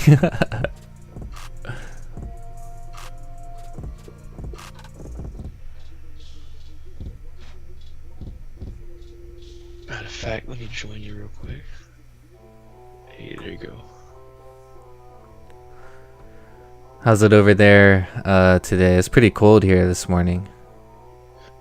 Oh yeah. Yeah, it's cold. Yeah, it's been like frost on the grass the past few mornings. Oh, whoa, we're not that cold. That's too cold. That's some Michigan shit. Yeah, it was like I moved out of there for a reason. 26 last night, I think. Holy, 26. I think it was like 41 when I got on my truck this morning. Oh, yeah, I mean, it's probably... But we got the actually, ocean, it's you know. 26 right now. Fuck. Damn. Yeah, I mean, we got the ocean. That keeps us warm, you know, for quite a while, actually. Like, I mean, Yeah. fuck, man. I've been on the beach, like, with my shirt off and shorts and shit on Thanksgiving. Damn. Patrick, That'd be 32 in pretty nice. Oklahoma. That's terrible. 32. Yeah, my family up in Michigan, man, they're getting shit on right now. I always really enjoy seeing them getting dumped on, and you know, just me out here, and we haven't had snow in 5 years. Yeah. I'm like, this is nice. It is, but snow can be cool. Like, it's got to be like an extreme though. Like, I don't want like a flurry and just be like cold. No, You that's can't so do true. anything with the snow. Yeah, that's so true, man. Like that's the thing. When I went out to Czech Republic, we went out to Prague. That's where we were like the majority of the time, and that's how it was. It was like cold as fuck, but it wasn't like there was nothing to do with it, you know. Yeah. And then yeah, like, that sucks. yeah, then we went on a little like ski snowboard adventure. Like we went up to like just south of Poland. I can't remember. It was like Jested, I think. Jested, Czech Republic. Probably not how they pronounce it, but that's how it's spelled, is Jested. And but yeah, man, it was dumping, man. There must have been, I'm not even joking, like 8 feet of snow on the ground. Like, I was mind blown how much snow was on the ground. Like, it was crazy. But Snowboarding. yeah, we went snowboarding out there. It was insane. It was funny because we had this guy. His name was Bob, and he was like Boob. That's like how he pronounced it, Boob. But anyways, we get to his like little hut. He drove us. He came and picked us up in Prague, and then he drove us up to that area or whatever. And when we get up there, he's like, "Okay, you expert or beginner?" And I was like, you know, I wouldn't really say I'm a beginner, but I don't really think that I'm an expert either." And he was like, "Expert or beginner?" And I was like, "All right, dude, I guess I'm the fucking expert then." You know, I was like thinking like, I don't want to be stuck on some little bunny hill, you know? Yeah, no. And man, we got on the lift, and like, so my family is like, "Screw that, I'm a beginner, you know, I'm not getting caught up in no bullshit out here, you know." And I was like, "Whatever, see you guys later." So me and this Chinese guy, we kind of hung out together because like he was a part of like our group or whatever on the trip up there. And so we kind of hung out together, and man, we get up to the top, and we're looking down the face of the mountain, and we're like, "Holy man, now I know what Bob was talking about." You know, like, I was like, man. And it was different because it was so cold. It was like just straight ice, you know. It wasn't like the powder. And it was funny because there was a guy on the lift with us one time that wasn't like a part of our group, and he was asking us where we were from. He was from like Germany or something. And I was like, "Yeah, I mean, we're from the States, like, or I'm from the States." I don't know where the Chinese guy was from, but I was like, "I'm from the States, like, you know, I got family out in Colorado, like, that's who's with us," and blah blah blah. And the German dude was like mind blown. He was like, "Why the fuck would you come out here to go skiing? You know, like, you have the best skiing and snowboarding in the world over there." And I was So like, they know about Colorado. yeah, he was like saying like people from Europe and stuff out there, like, they go to Colorado and shit like that all the time for skiing and Dude, snowboarding. Colorado is the best state in the world. Yeah, it's pretty tight. The best. Yeah, I went to Keystone in March. That shit was crazy. Yeah, I usually do like an annual trip like for Thanksgiving out there, but we're not doing it this year, so I'm gonna miss it. But yeah, that's where we usually go, is either Keystone or Breckenridge, one of the two. Oh, bro, yeah, I haven't been to Breckenridge. I've been wanting to, because they did do the Dew tour there. Yeah, the only problem with Breckenridge is it's like Disney World, man. It's like it's pretty popular, you know, so it's pretty busy out there. Keystone's a little bit more So chill. bad.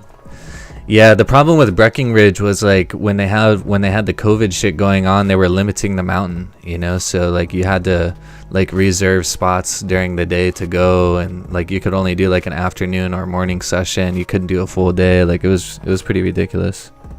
Did they have like the backcountry options? Yeah, you could do that, yeah.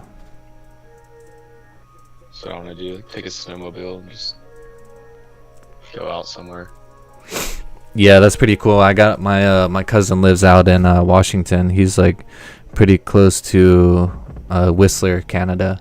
So Damn, Whistler. yeah, him and his buddies go out there like every weekend, and that's what they do. They'll do a hike up one of the mountains, and then they'll just ride down, and that's like their day, you know, like just one trip. You know, I'm just like, man, that shit's like so cool though. I'm like, that's a lot of work, man, just to go down the mountain one time. I'm like, yeah, I'll take the lift. You gotta get the snowshoes, like, oh my Yeah. god. But that's what he was saying. He was like, it's just totally different. Like the mountain's not groomed or anything. Like it's totally different. It's a whole different experience. But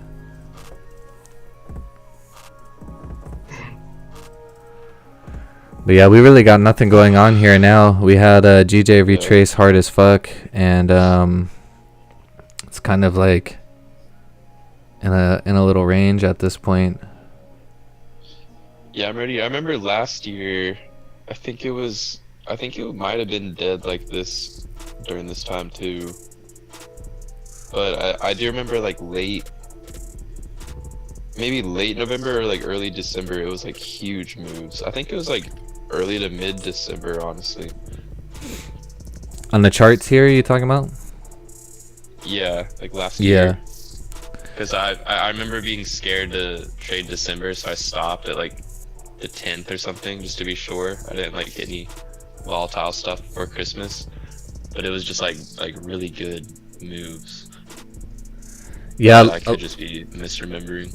yeah. I mean, a lot of people talk about that, like not trading like December and January, things like that. I've never stopped. I mean, like, stop for the year. say what? Like when do you stop for the year? Do you trade? Fucking New Year's Eve. Oh really? Yeah.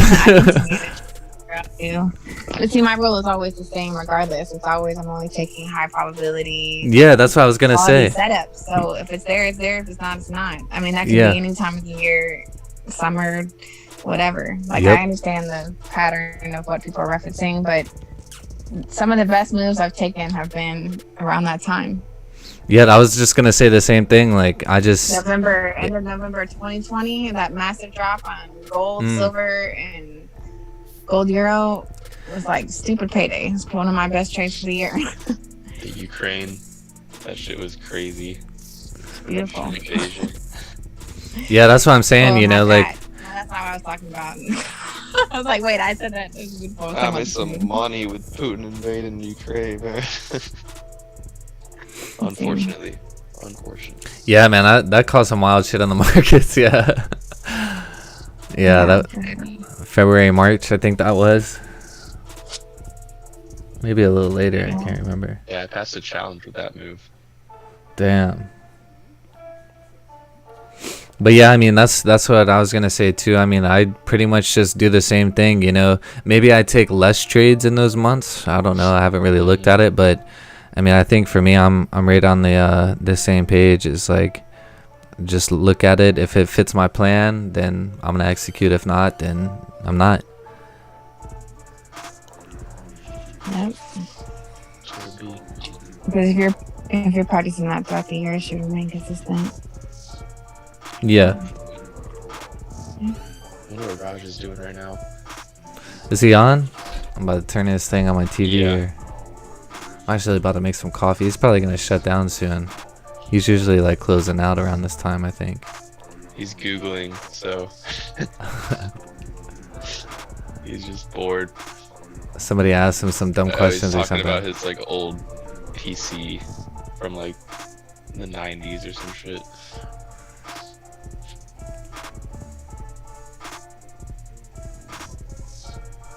I was trying to ask him what he uses.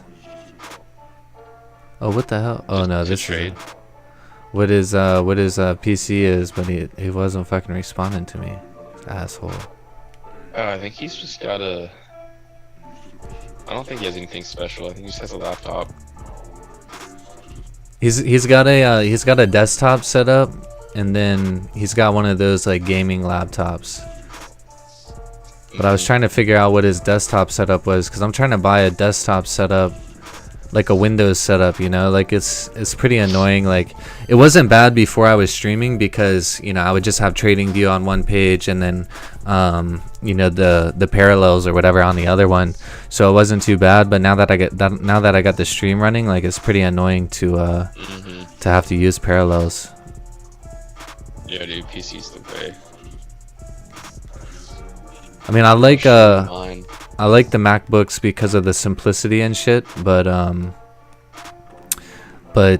you know, it's not ideal for trading because of compatibility. Your PC's the way. Yeah, it's kind of like Android versus iPhone. Like you can customize an Android any way you want, but at the same time you can also like blow the thing up. That's fun. I literally I rock both because they're just both cool. Yeah. I have my iPhone for like just my phone, but then when I get home it's like all Android. It's dope. Yeah, I had Android first, but swapped out of that. It's not for everyone, I get it. But yeah, you have a laptop, or you got a PC set up? I have a PC set up. I have a laptop. I just don't really use it that much. What's the Maybe I can What's the PC setup that you got? Oh, we got the Hawks here, huh? Oh yeah, I do. So I got this. Hell yeah. Okay. Got this boy. Okay. Does it work pretty good? Oh yeah. Is it one that you built yourself, or did you just LCD on it? Oh, what the hell? Is that one you built yourself, or is it one that you bought? Oh yeah, I built completely from scratch. Yeah, see, that's the thing, man. This is where I'm lost. I'm like, dude, I'm like a retard, man. Like people think like I'm a super genius. I'm like, yo, I'm not that smart, man. Like I can't do this type of shit. It's not like a thing like that. I mean, it's like a Lego. Oh, okay. So okay. Well, I can build Legos. They've gotten way more, like they've gotten like less wires. Like all the hard drives have switched to like just really easy to install hard drives. Like it's definitely not as hard as you think. How much was your setup? Just the computer. Yeah, like computer and just the computer.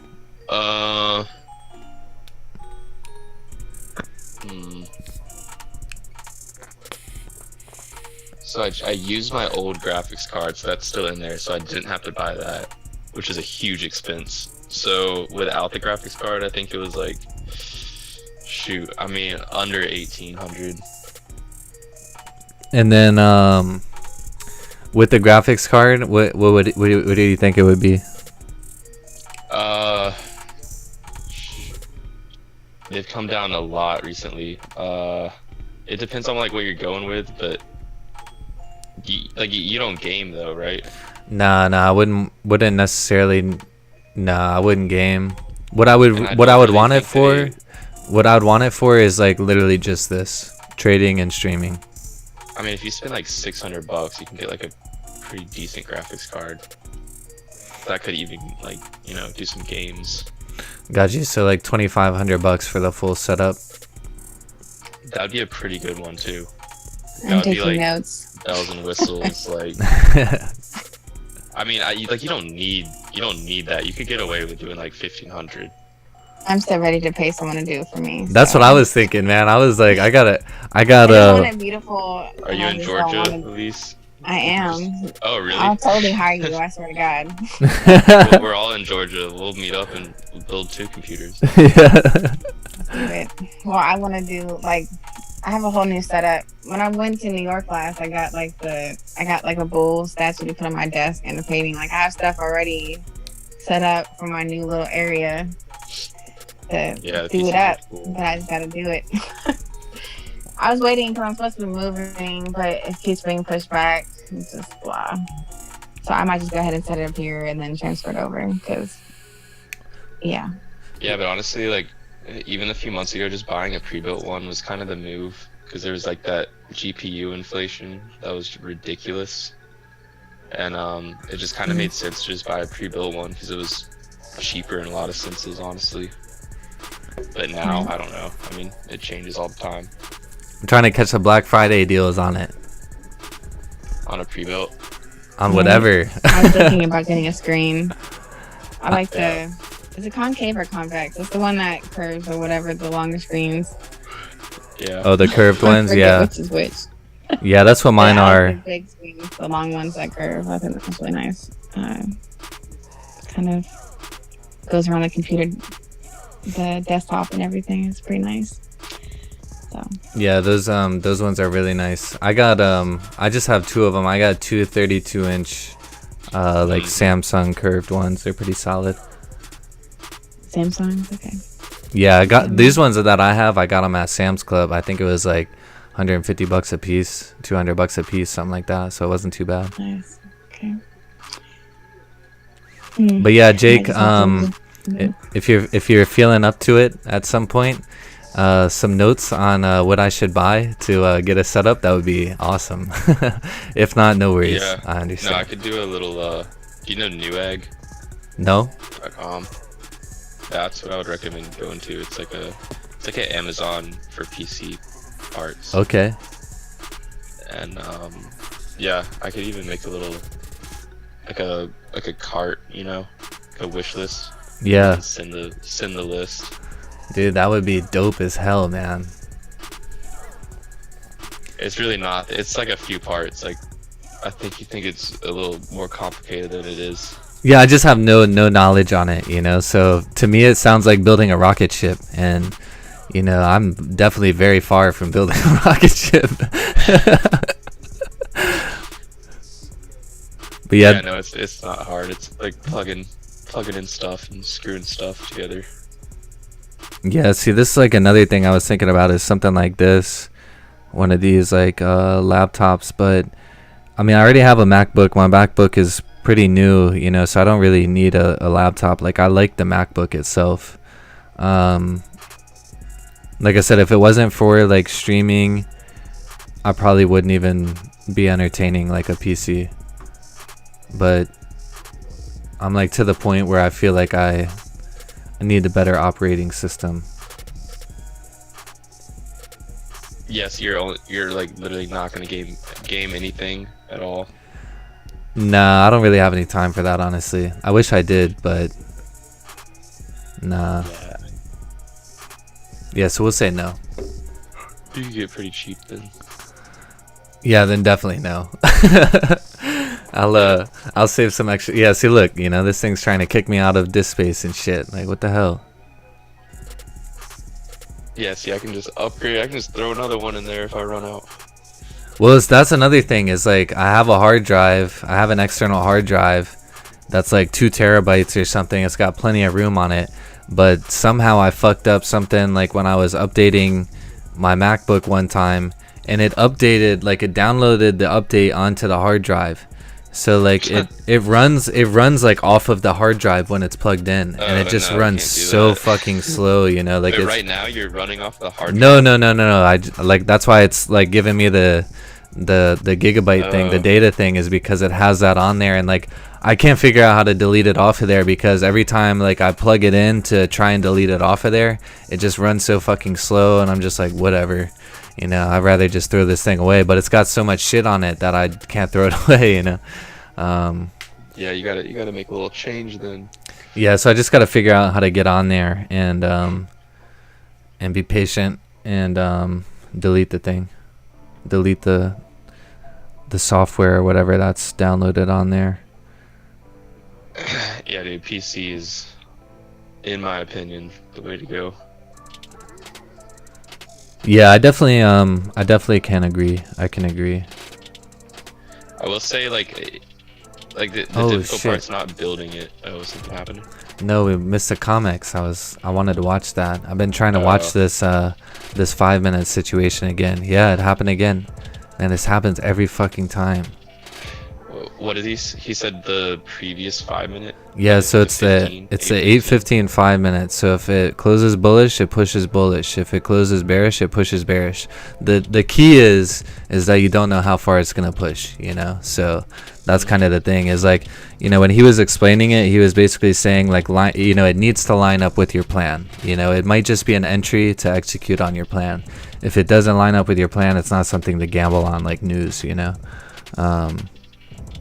Hey, it made a wick too and then broke. Yeah, no, that's how I was just looking at it. It's like pretty perfect. But that 8:15 closure wasn't the best. Yeah, closed like right at the support level or whatever, but yeah, I'll keep an eye on that. I honestly haven't really paid attention to it.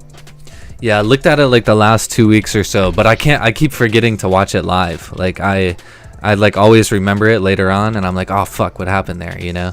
And you set a bunch of alarms on your phone. Yeah, I should add that one in. Yeah, go ahead and add that. 8:15.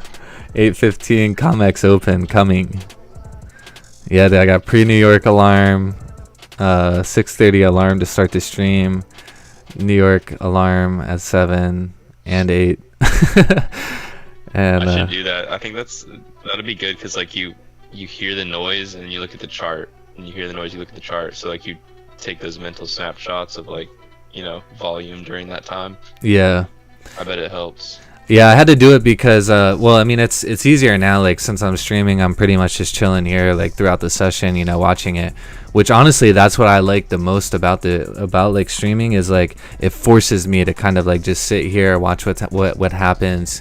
You know, like when I was like trading like without streaming, I'll look at my task list for the day and I'll start trying to knock out task early, things like that, you know. Yeah. And then I'll be like, fuck, you know, I missed a whole 50 pip move. You know, like, so I was like, yeah, no, we gotta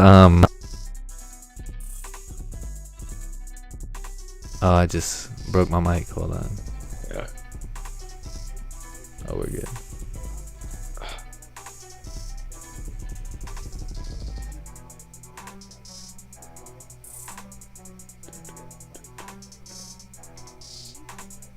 And this PC's $500. It's pretty good. Man, I ain't even waiting on a Black Friday deal for that. I'll just buy that now. It's on sale from $850. Oh yeah, that's another thing. I mean, that it might even be like Black Friday deals are already in effect. A lot of people do that now. How much storage you trying to get? Enough to where I don't need to fuck with it.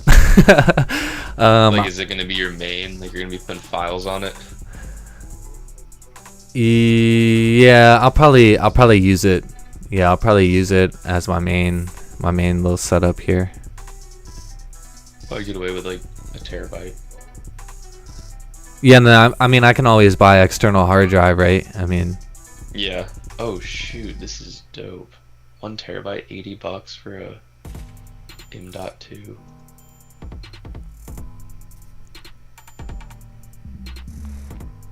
Damn, I want this.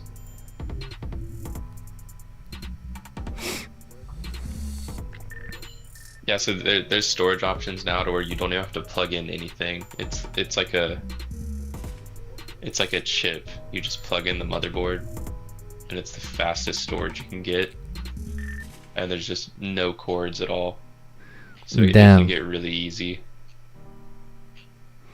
Damn, that's crazy. Yeah, no, I've noticed like in the last like year or two, like I feel like computers have like improved like 2 decades. Oh yeah. Like, it's crazy. Yeah, it's quite interesting to watch. The monitors too. I mean, they've gotten cheap. Yeah, I mean, I remember like when flat screen TVs first came out. If you went in somebody's house and saw a flat screen TV, you were like, yo, this guy's rich, you know, like he's fucking rich. The plasma. Yeah, he spent a bag on that TV, man. He's rich. Yeah, I remember like first hearing the word plasma and being like, oh my god. Yeah. Thousands of dollars.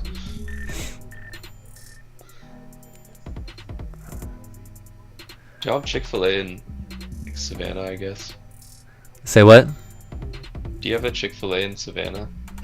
Yeah, we do, and it's terrible, man. We can't. I can never go there because the line is just like way too long.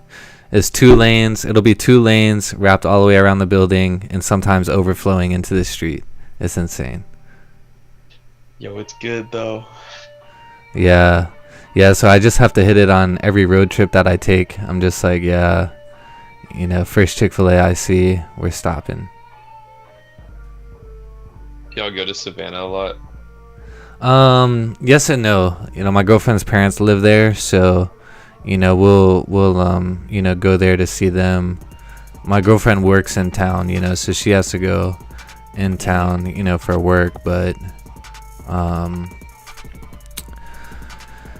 yeah, so we go in every now and then. Not too much though. Like I only really leave the island like once a week, really. Go get groceries, and that's pretty much it. Yeah, it's a cool town Yeah. when it's not like busy. Yeah. I like that little strip that has the cobblestone like on the river. Yeah, River Street. Yeah, it is pretty cool down there. Let me put this up here.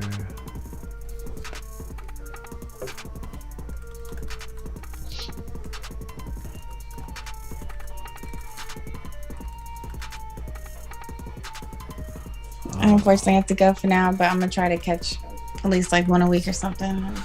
Yeah, no, I Just some appreciate you support. stopping I in. mean, other people doing free stuff like this and trying to be of value and all that. So keep doing what you're doing. I appreciate Support it. Appreciate it. Thank you for stopping in. As always, it was good talking. Of Yep. course, have a great weekend. Bye. Yeah, y'all. you too. Peace.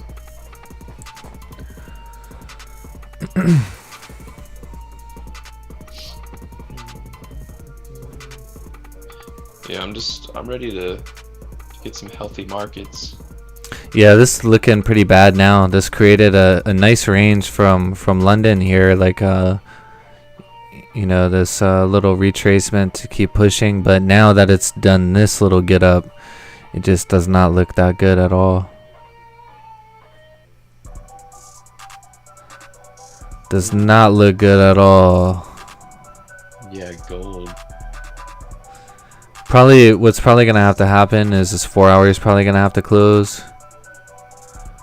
And once that 4 hour closes, we might have a better idea of where we might be able to go. Because if we can close like weak bearish, like above, you know, 166.818, you know, 166.718, something like this, might give us a little bit more confidence that a lower wick can be created and break the high, continue. But we do have like a resistance here on 4 hour, but just have to like match that up with lower time frames and see if there's a tradable range.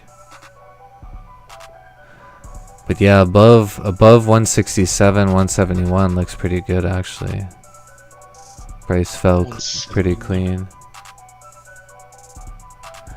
Price fell pretty clean from 168.025 or so. Yeah, but this is honestly just looking like one big ass no trade range now. Just Yeah, and it has been for too long. GJ especially. yeah.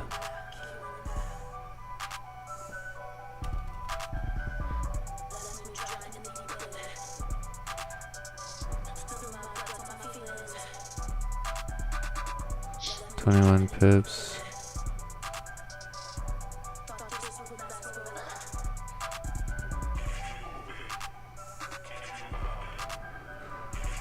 Yeah, I think at this point, this would be, I mean, this is like a small range here. Like the problem is like when candle closes inside of here, it's probably not going to be big enough to trade in. It's like right at 20 pips. Yeah, I don't like that. Yeah. Don't like that. That would just be like a touch and reject if it even got up there anyway. Yep. Yes, I'm really thinking that it has to be above. See, how did London look? It gave us like that push up, and then retrace. Like it pushed up, broke this London zone. had an actual move. Come on. Yeah, like pretty nice one too. Yeah. But I mean, like I said, you know, I've said it a couple of days now. Like, you know, we've ended the stream with no trade, and then, you know, London close, I've been able to snipe something. So it's like kind of been like the move lately with New York. You know, it's like it either happens or it doesn't, and if it doesn't, then, you know, catch it at London close. Yeah, I used to only trade 10 a.m. Like Really? watch it for an hour or something. Yeah. And then like when 10, like that's when you're ready to enter. Cause it's like, yeah, like it's crazy. There's some huge moves like right at 10. Yeah, hell yeah, I've seen some like fucking 100 pip moves happen. I actually never really thought it was London close. I didn't really know why they were happening. I was just like 10 a.m. man. Yep, London close, man, coming through with that last little hope for the day if you want to catch anything, you know. Yeah, and they're pretty predictable too. Yeah, usually works out pretty good. But I mean, it makes sense, you know. We're trading pound yen, and pound's closing, you know. So of course it's gonna be influenced.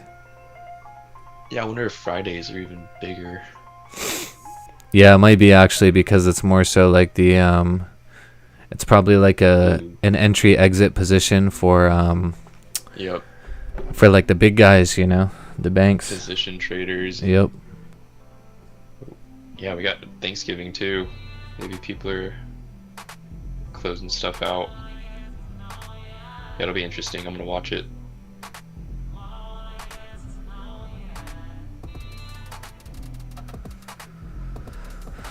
See what we got going on here. Oh, what's this? YouTube chat? YouTube chat. I think I already got them.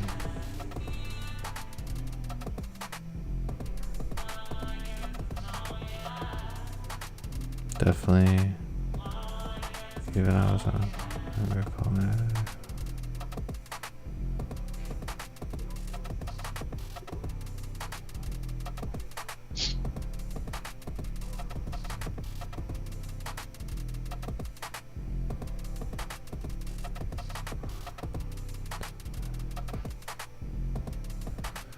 Hey, Frederick. See you on Monday. Have a good weekend, man.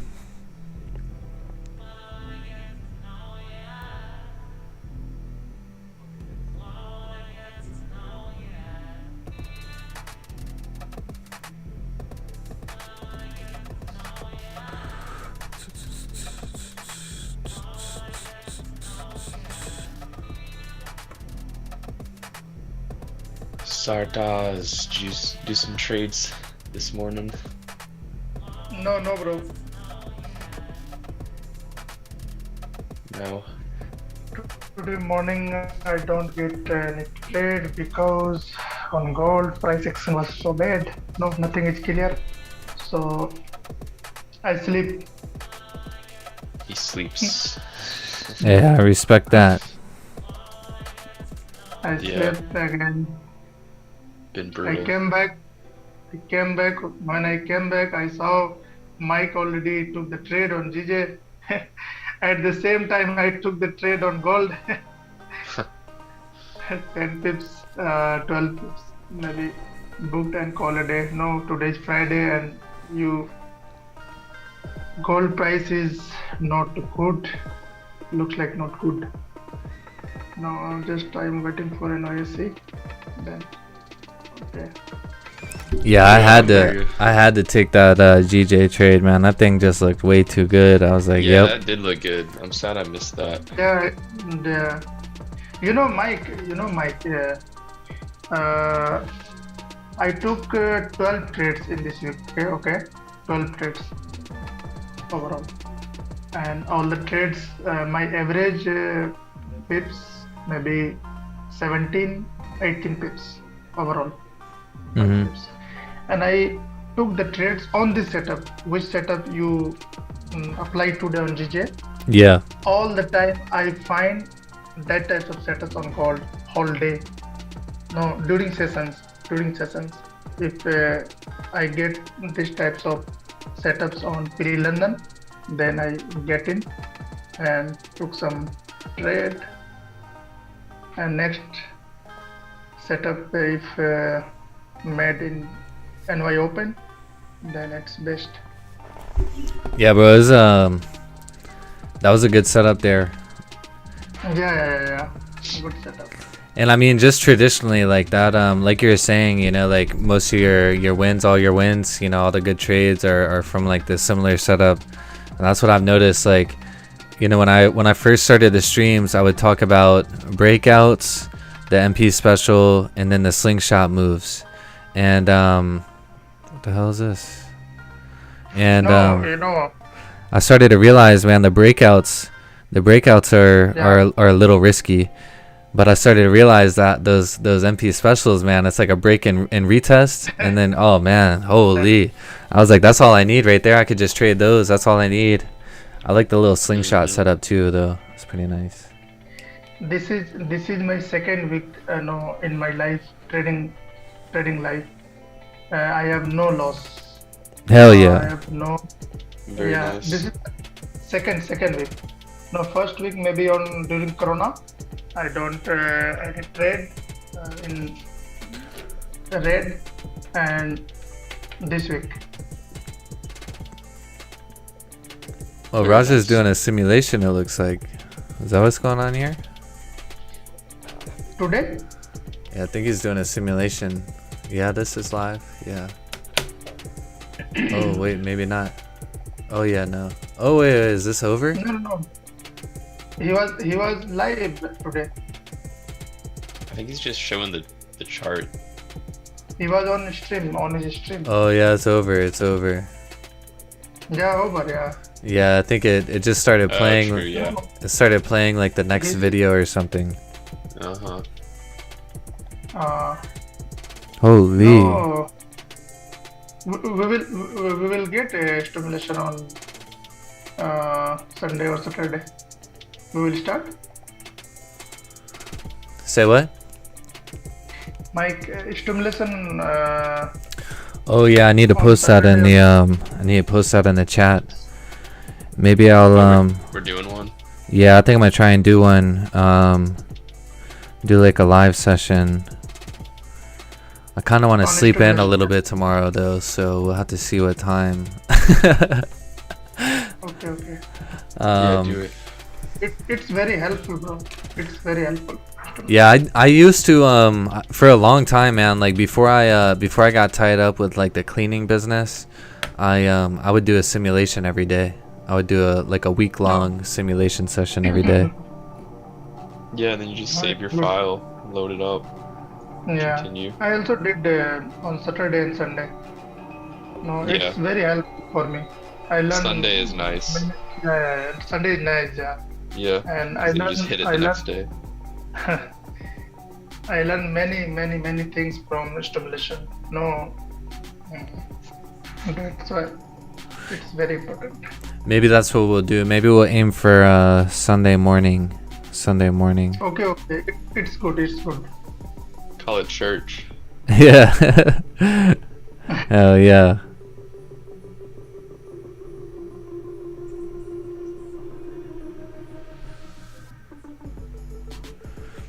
Christine, yeah, it only works on MT4, the simulation software. Yeah, that does suck. But Yeah. it's whatever. It's not like you're dealing with spreads anyway. Or liquidity. Yeah, the only thing that I don't like about it is like the shapes and stuff, you know, it's hard to get everything on there. It takes forever to mark up the chart. Yeah, that's why I just do 2 lines and then just move them around. That's actually how I started marking up charts like this, was because I got sick of drawing a bunch the of lines and shit. rectangles. Yeah, I got sick of doing a bunch of shit on the simulation thing. So I would just do things like this on the simulation. You know, I'd be like, okay, no trade zone, buys above, sells below, perfect.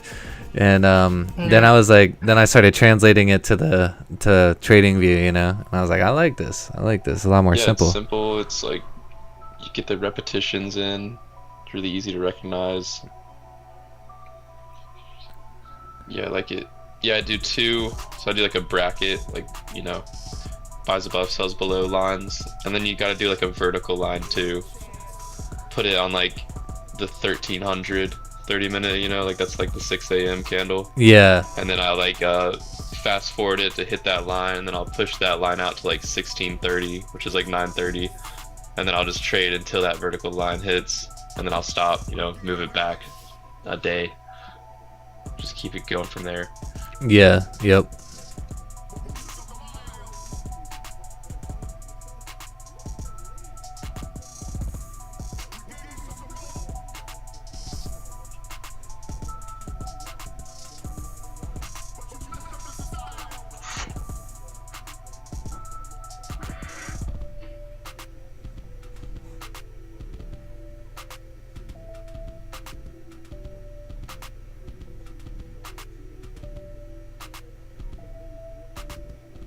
It's funny that my Telegram is used for like, it's used for trading. So I have like your group, I have this other dude's group who's more like for swing setups, and then I just have this like straight up weed shop.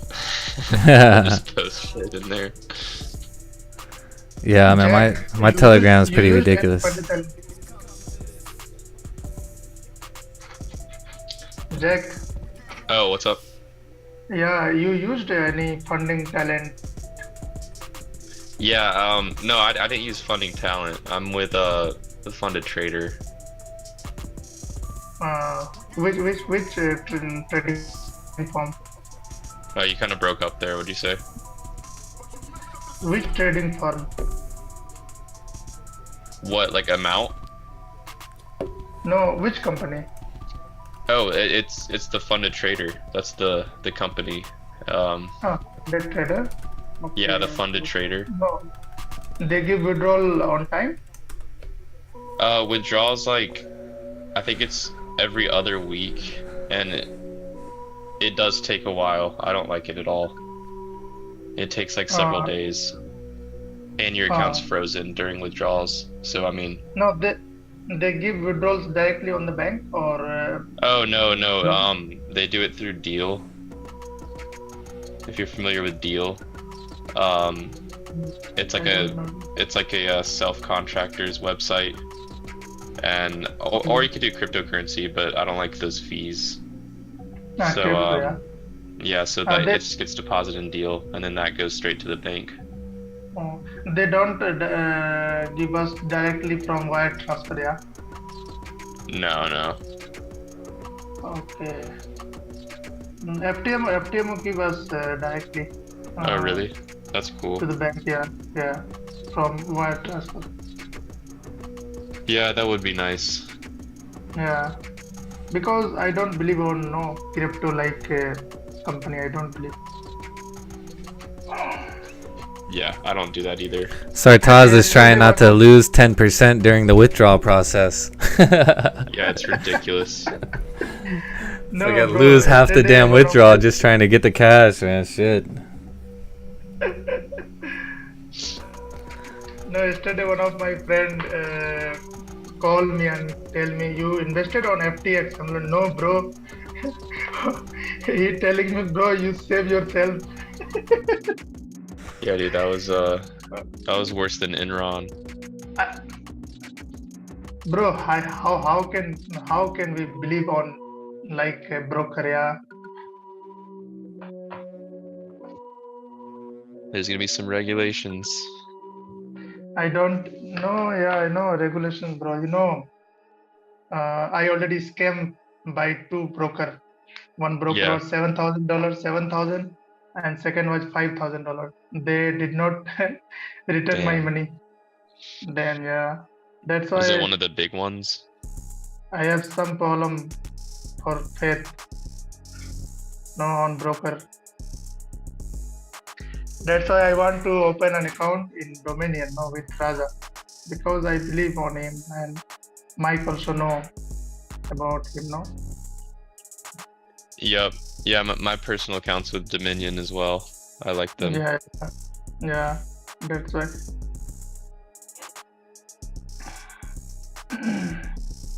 No, which country are you from? I'm from the States. I'm right there with Mike. Oh, okay, okay. No, we have no problems with trading on Forex, yeah. No, as like regulation, because we have many problems. So we have no government told us Forex trading is totally illegal. No, no, we cannot withdraw these things directly. These are the problems. Yeah, That's why yeah. I I was don't. looking into that India, the laws in Yeah, India. yeah. That's why I unable to expand my business. No, I want to expand my business, but I have such types of problem. I cannot pay tax to. No, I cannot give any reasons. How much money you get from this business? No? Hmm. That's why if I will no uh, getting some documents from Dubai, then I Yeah, shifted there and then I expand my business now on Forex yeah. trading. Do it. Let us know Yeah, how I, it I am works out. trying, bro. Yeah, I am trying my best. I have Uh, I have the name of the firm, the consulting firm that Raja used. Adam. Yeah, Yeah, yeah, Adam. yeah. I contact there. No, I talked already everything. They invited me. Please come Dubai and which documents you need. We will no, we will do it. So they're like, I, it's definitely legit then. yeah. No, I will go maybe on March on Dubai. Then I will apply for everything license. I want license, no, as maybe 10K, 12K dollar need for license. Mm-hmm. That's not bad if you're Yeah, saving I want. 100% Yeah, on income tax. yeah. No, we have no problems to pay income tax, bro. We have problems. No, government told us totally illegal work. That's the problem. Oh yeah, yeah. Yeah, That's an issue. yeah. But would you That's have an to Sartaj, issue. live in Dubai? Sartaj, you're supposed to just trade like rupee pairs or something, right? Like then it's legal. What Parvo? I said if you trade rupee pairs or something, it's legal, right? Yeah. Legal, But bro. yeah, you can't. The only problem is you can't trade like pairs like GJ and gold stuff like that, right? Yeah. I cannot. Yeah. And you know which pair related in INR, no rupee? No, we have no volume, bro. No volume, no momentum. No, we cannot trade like Yeah, that. yeah. The charts look like shit. Yeah. If you want, no, as like we took the trade and profit as soon as possible, not 10 pips, 12 pips. If you want that likes a profit in India, no Indian forex, then you should wait 1 week. Holy, 1 week to get 10 pips. Yeah, that's why, bro. Damn. Very slow market, very slow market. Oh my gosh. So bad situations, really. Yeah, my That's bad, why guys. By the way, I'm just making some coffee real quick, but I hopped on Zoom on my Oh, phone. Yeah, I'm about Okay. to. No, bro, Charles. I am doing trading last 8 years. No, because these issues, I unable to expand my business like Raja. No, I Yeah, did do it. trading. Let us know how it goes. I was curious about that too. Yeah. I always Yeah, it seems like maybe- it seems like a big process, but I mean, I've been trying to go to Dubai, so we might have to figure it out somehow. Come on, come, bro. Yeah, of course.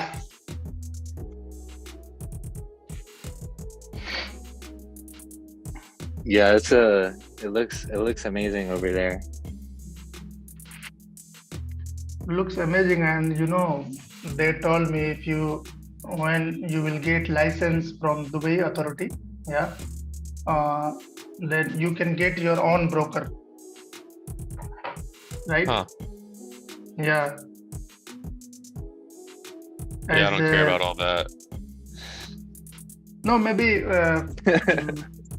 500K or like that you should invest. Then you can open your own broker.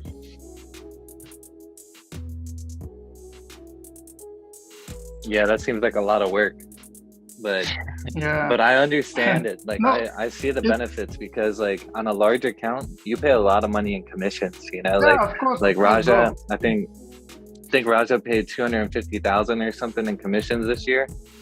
So like instead of paying 250,000, he only pays 125,000 because he's paying directly to the liquidity providers, not directly to the broker. So I understand it for sure, but yeah. Yeah. And second thing, why I closed the funding accounts, because we have issues for withdrawing. That's why. If I was no problem with withdrawing from funding, no, then maybe I can open an account. No, lots of funding account I have. If I have no issues, these types of no issues in my country. So you have the issues because you're trying to withdraw to a Yeah. Indian That's bank why. account. Yeah. That's why I closed all the funding accounts. No, I got FTMO. No, 4 accounts. No, 400K accounts. But I have issues. That's why I close all the accounts. Is crypto I have legal? just no, bro. We can withdraw from crypto. No, how much? 10K maximum. If you withdraw more than 10K, then you have one issue. You should explain what explain you need. Example, you get more money, then they ask you from where you get this money. Yeah. Yeah, it sounds like it sucks. Yeah, these types of problems we have. Yeah, it sounds like these people in the US better stop bitching about our country. Yep. That's why I am waiting for my documents. If I get it and I will migrate from here, Dubai, then I will work full-time trading, and I will get my own assets, and maybe all the funding trader on the funding company accounts I will get. Yeah. 10 times how much have. Once I will get more much asset, then I will open my own broker. No. Well, we're here supporting you. Keep us posted. Yeah, I have these types of plan for future. Jake, does the funding company that you use, does it have a MT5 broker or no? Yeah, but it is 8 cap. Yeah, of course. MT5 and MT4 also. No, I usually used MT5. Is a 8 cap bad? I think wasn't Elise talking about that? I mean, it's not bad. It's really not that bad. It's just sometimes I've come to the charts and there's like, it like didn't record the price data when I wasn't on the charts. I don't know, just like little glitches like that. And the spreads have been decent. Yeah, that's what I was gonna ask, is what are the spreads like? Nothing to like complain about. Yeah, I mean, if they're like 2 to 3 pips or so, I think that's pretty good. Like Dominion markets, seeing them like 1 pips and stuff, I mean, I've never really seen that, so that's pretty impressive. But but you can't like really gold like is expect 1 pip everything to right be now. like that. Oh, on 8 cap it is? Yeah. Damn, I that's pretty have the solid. Yeah. I have the same. I have less than 1 pip. No, I have pro account in XNES, and I have also same less than 1 pip spread always. That's good. No, I have one column in my broker. During news, he has slippage 100 pips. This is the biggest problem. Holy slips. In this, yeah. You know, bro, I trade on news. I have some strategies. How can I trade on news? But when I saw, holy, it has slippage 70 pips, 80 pips. No, so bad. Hit 80 pips. Yeah. No. Last CPI when I put buy stop, sell stop. Okay. My trade active after 80 pips. 80 pips slippage overall.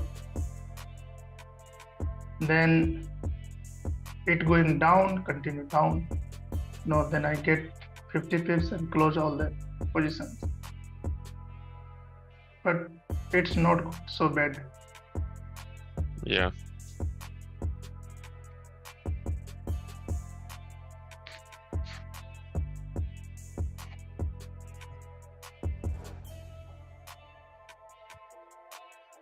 I think gold will range 1760 till 1766. Nothing more. Yeah, like Mike said, it's just a big trading Yeah. range right now for me. A no trade zone. Yeah. Like 1785 to 1755. No, I was waiting for, I was waiting 1766. No, Yeah. I thought if it in 30 minutes candle will closed above 1766, then it will easily go 1770. That's why I did not get any trade today. Yeah, On I would gold. agree. Yeah, But yeah. it's still just messy. After London, I saw it ranging between 30-40 pips. Then I thought no trade today. Yeah. It's not good. And today is Friday, it can go anywhere Yep, exactly. after London close. I saw many times on Friday after London close, bro. No, it react. No, unbelievable. Yeah, dude, London 200 close. 200 push truth. move, 200 pips down. Yeah, unrealistic move.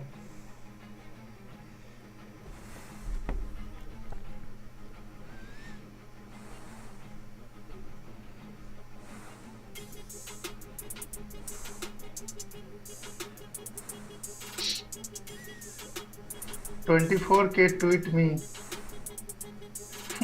Yeah, where's 24 at? Come on. Yeah, it's funny the Beyond. time difference over there, man. It's late as hell over there. What time is it for you, Sartaz? Yeah. What time is it there? 5 p.m. bro. Oh, that's not bad. That's not bad. That's nice. Yeah. I would like that. No, basically, after 1 November when time has changed, market time has changed, it has shifted 1 hour NYSE. That's why I am here. When NYSE open, then I still close my systems. After that, I don't trade.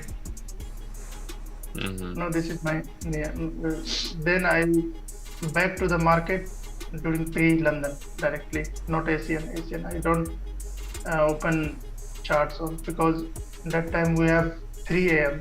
No,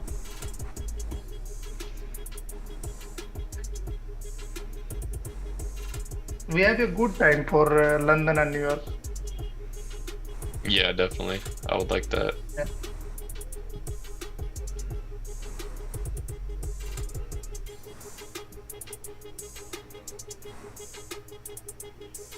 And I think Asian session has something problem because I don't believe on Asian volumes. No, they can react anywhere. I saw many times.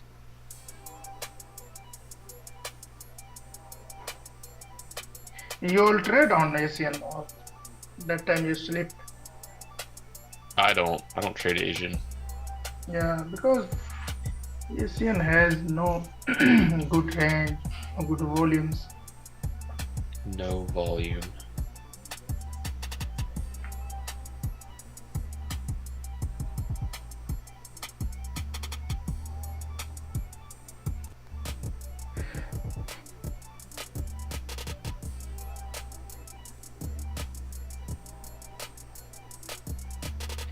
Hey, yesterday Mike enjoying after took trade. Yeah, my mic is here. Yeah, I hear you. Oh Oh, no, he's. is Mike here? Oh no. Oh, okay. I'm back. Had to grab my coffee there. Okay. No, I told yesterday Mike was enjoying after took trade. No, maybe 10 pips. Then he sent us one photo, like Yeah. smoke. Yeah. India. Yeah, those guys are getting pissed at each other. That was hilarious. Yeah. It's like, bro, just fucking light out. Chill Yeah. out. I mean, I get it. Like, you know, like I agree with the dude. You know, he's like, yo, if you can't use common sense to like Google a fucking thing, you know, then yeah. It's like, bro, chill. Yeah. I saw that. I said. You know what's funny? This is a GIF that I created. It was funny. Me and my business partner, we were having some problems with a couple of our clients. They were just bitching and they were just kind of being unworkable. And I was like, yo, now I'm about to send them this. I'm about to send them this and take a chill pill. So when I created that, like when I did that, this was like months ago. It just like stays in my stickers here, you know. So I could just like use it all the time. It's funny as shit. But yeah, I seen him like when they were talking. Like, I mean, it makes, you know, I get his point, I get his reasoning, but it was just funny. Like the other dude was like getting pissed. Oh, I was laughing. Where's the PM options? Shit. What is that? He's talking about for these times here. Oh, I didn't even see that. You guys trading on US stocks or invest? Sub-investment? I dollar cost average like the S&P 500 through like an IRA. Like that's just kind of like a little retirement fund thing for me, but that's the only thing I do. I don't buy any stocks, don't hold anything, just the S&P 500. That's it. Oh, okay. Index. You buy about only index, yeah? Yeah, and it's just an ETF for it that I'm buying, so I'm not even buying the actual S&P 500. I'm just buying into an ETF. That like future, yeah? Yeah. Future contract. Yeah, so it's pretty much just like a savings account, honestly. Like it right now, like throughout, because I just started doing that like this year. So literally the first week of this year was the first time I did it, and then every Monday I've been buying like $100 worth.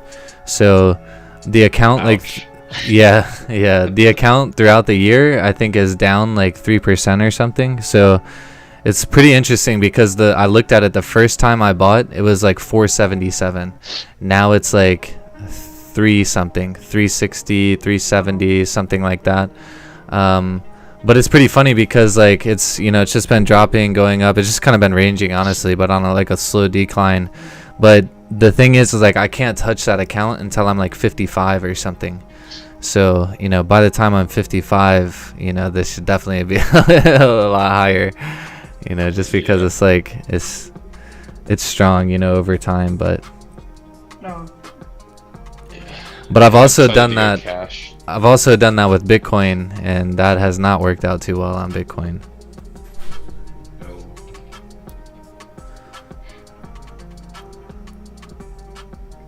But just $100 a week on both of them, so it's nothing too crazy. It's good. It's good. It's for retirement. Yeah, exactly. Yeah. Yeah, really this right here is like what I plan on like being like my retirement, like just how Raja did hit, he created that account, on MyFX book that one time where it's like Raja's retirement fund or whatever. Like that's like literally how I look at it. Like, trading, like when I first like kind of shut down my businesses and stuff, I was like, okay, cool. I'm just going to trade and like I'm just going to chill. I'm going to do whatever I want for the rest of the day, And I quickly was like just like feeling really guilty, just like I need to be doing something else. Like I have a lot of time that I'm just wasting. So I've kind of realized that I enjoy business, I enjoy building things, and trading's just a way to compound money. Yeah, Yeah. I agree. Overall, maintain your discipline. Yeah. It's Yeah. important. No, I think in this industries maybe a trader can go long with discipline. We Absolutely. have no other options. Yeah, without discipline in this industry, you're not making it nowhere, man. Holy. Yeah. We cannot gambling anything. No, we cannot hope. No, on the price action. It can go there or it can come here. What the chart saying us, this is important.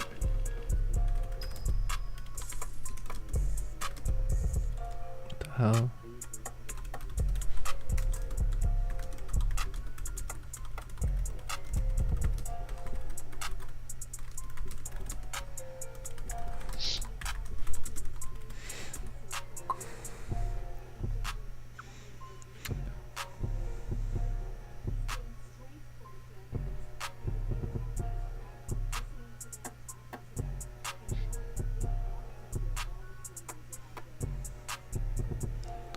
Man, this stuff with the UVA thing is crazy, man. I can't believe that. The UVA What do you mean? shootings, the shootings. Oh, yeah. Yeah, it's sad that it's just like a headline to me now. Yeah.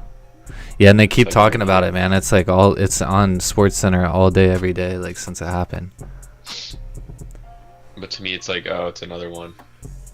Like that should be like a big deal, but it's just like, oh, it's Yeah. just the next one. Yeah, it's true. That's how it's starting to become here. It's ridiculous. Yeah, just ones like that are just like really crazy, like the whole like damn, like what's the motive behind that? Like that's terrible, man. I don't understand. It's really sad, people don't get the help that they need, and Yeah, And they lose their shit. bullying him or something. Oh, was it? Yeah, shit. Yeah. Mike, you follow the webs or ABCD patterns or head and shoulders? What's that? No, I am asking you follow any patterns? No, ABCD patterns or head and shoulder? Oh yeah, no. Yeah, same. You get like Elliot Wave. I don't. Yeah. Yeah, no, I don't. I mean, I'll notice it here and there. Like, I mean, if we even look at this, like, I was actually looking at this. This is honestly just a big ass head and shoulders thing. It's like shoulder, head. JJ is doing a little head and shoulders. Yeah, yeah. So I mean, On the 30 minute.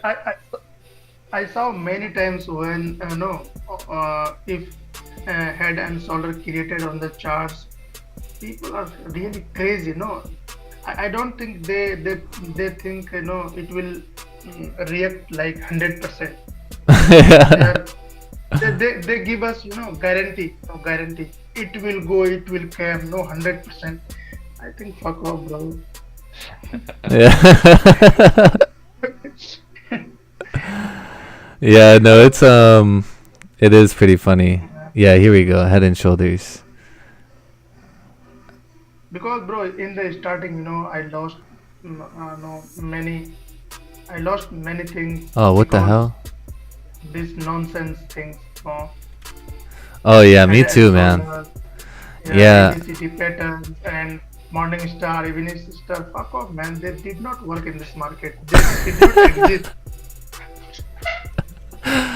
Oh man, fuck off. Yeah, man. Tell him. Be angry. Get fucked, dude. Because I lose really, I lose more much money. Oh wow, you see how it does this thing? It's like trying to tell me where it's gonna go. Is that what's happening? Oh, what I the think fuck? you had it right the first time. What the fuck, man? This thing. Yeah, how do you even use this thing? Left shoulder. Oh, okay, head. Yeah, here we go. Yeah, this is great. Oh, okay. Yeah, now this works. Yeah. Step it up. Yeah. Then we can Boom. use, we can write in the where just a minute. Yeah, I don't know, You man. sell, you make money. On the telegram. This will work 100%, bro. You can trade on this.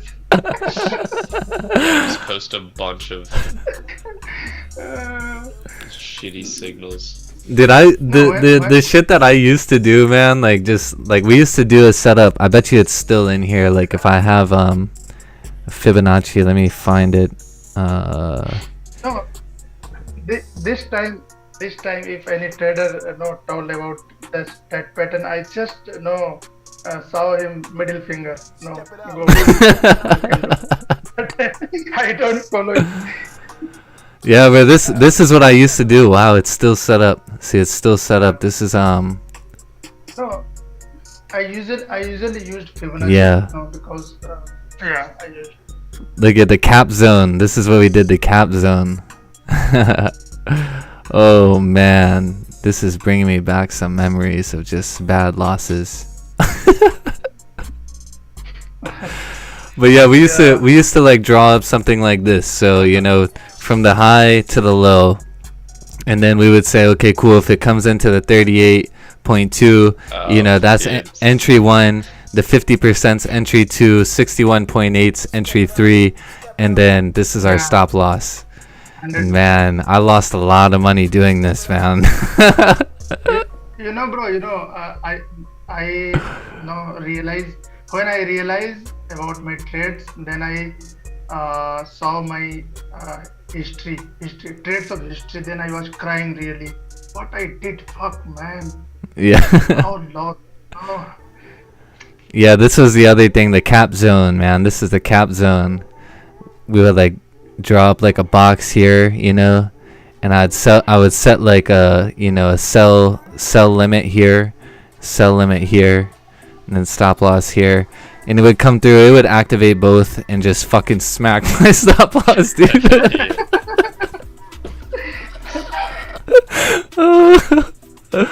Oh. My teacher also teaches me about patterns, ABCD, waves, moving average. It works in the market. Then I realized my teacher also give me wrong information. Yeah, bro, look at this. I think this is 8/17. Oh yeah, 2020. I was using this 2020. Look at this thing. Time. Look at this fucking thing. What does this even mean, dude? What?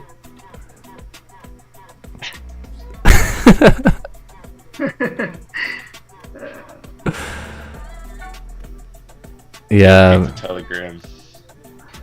Sim bros. Oh my god, man, Jesus. Yeah, that was some good times. Even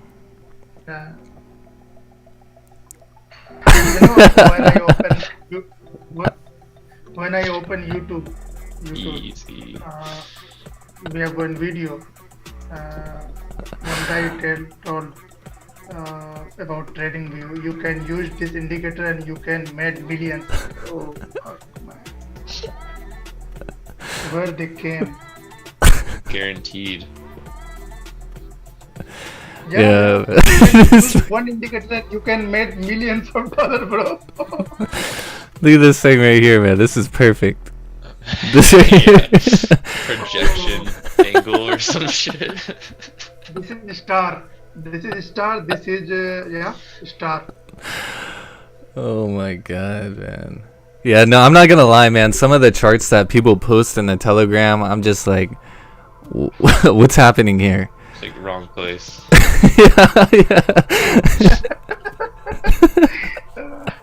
Wrong chart, dude. This is an unfinished chart. There's no information, man. Sometimes I see it, I'm just like, what is this? Like, I mean, when I post the charts, you know, it's like sells below, buys above. Okay, cool. You know, he's looking for sells below and buys above, you know. Some of them I see, I'm just like, what the fuck? Like this even, you know. This one actually, you know, like we got a little wave here. And he's expecting a breakout here. It looks like entry would be as it would break, or entry. So, you know, he's got a little bit more of a story here, at least, you know. Like, that's... No, bro. This is also not valid for me because, you know... That's what I like right here. Yep. Yeah, this is nice. Yeah, it's better. It's better. I like those colors, too. Yeah, it looks very clean. I might have to change up mine. I like that. Yeah, see this you can is crystal clear, you know, buys above, okay, cool, maybe a target here, you know, I mean. Oh, that's good. Yeah. I always love killing charts. Yeah, this one. Draw moving average and trend line and many things. No Fibonacci. Then they told us this is morning star, evening star. Oh, this chart is yeah. Yeah, man, it's crazy like how like simple it's become for me and how profitable I became just from simplifying it. Like, it's crazy. It blows my mind. But I mean, like I said, I mean, I feel like a lot of people, they just try and sound like super sophisticated to make it seem like, you know, I have something you don't have. Like, that's honestly like, and I know there's like a lot of like smart money concepts people that are like in the Telegram and in the, you know, they watch the stream and stuff. But just because like, you know, a lot of them interact with Raja, and that's where I've like farmed everybody off of, you know. But I just like, I feel like that's how that dude is. Like, he's just like, he created the smart money concepts, you know, thing to like sound like he had some crazy wild thing. And it's like, awesome, dude. You know, like, why wouldn't you just do something simple? You know, it's just, it's weird to me, like the mindset. Yeah. But that's how like all that shit I was just showing, those fibs, that's how that was. That was like something that this guy Ken had like developed. He called it like the cap zone, you know, and it was like the strategy. And essentially like you would look for like a range on the markets, like a range somewhere, like a box, and that's what it was, like the box zone, you know, or I can't remember, the box something, but it was like many people follow this. Yeah. Box zone, this is the retracement zone, this is the fuck zone. Oh. Really so bad. Oh man, but I mean, like, at the same time, you know, like, if it works for people, amazing, you know, keep doing it. But for me, it's just like I said before, I'm just like a super simple person. Everything's got to be really basic for it to make sense for me. And like, this is what's worked for me. So with that said, to anybody that might be watching this, and if you're like, wow, these guys, you know, they're assholes, they're making fun of my strategy. No, if it works for you, amazing. But if it doesn't work for you, I invite you to try what we're doing. Yeah. Right. But yeah, GJ is making a little push here, but still just like not really you know, there's a lot of Where like is gold? a lot of traffic in the way here. Gold will drop after NYS, yeah. Yeah. Because whole day it's ranging between this price. So maybe if it breaks 1754 or 55, then it will come to 1750. Let's say 50 pips range we have after breaking of 1755.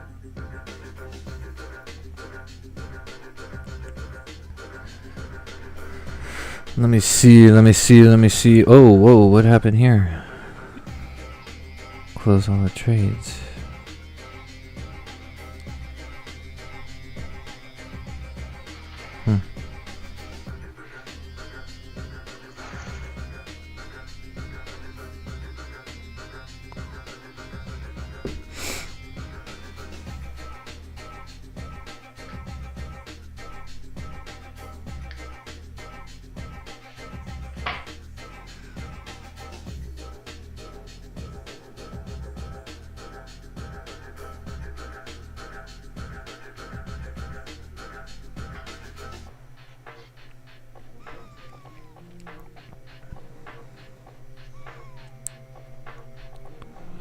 Yeah, I got somebody making some designs for the stream too. Oh yeah, like the scrolling stuff and all that. Well, just like nothing for like the actual like overlay or anything, just like a new banner and like a little avatar photo thing for that I can put on the Twitter banner. Build it up. But yeah, I don't know how those dudes use like OBS or something to get like the overlays, but I don't really think all that's necessary. Yeah. Like it looks sweet, but how most of them have it set up is, oh my god, look at this fucking dropping here, gold. Yeah, it's crazy. Some big volume Yeah, came in because here. NYSE open. Some big fucking volume came in here. Wonder if it's gonna close below here. There's a zone right here. 1750. I didn't even check the news today. Nothing. Oh yeah, me We either. have no idea.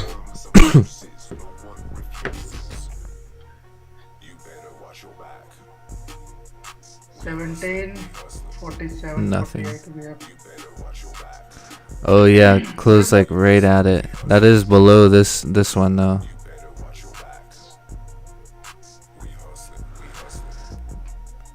Yeah, the only thing I don't like about things like this is like how far prices move to get to that point. Like it would be nice to see like a support formed. Yeah, it's 80 pips down there.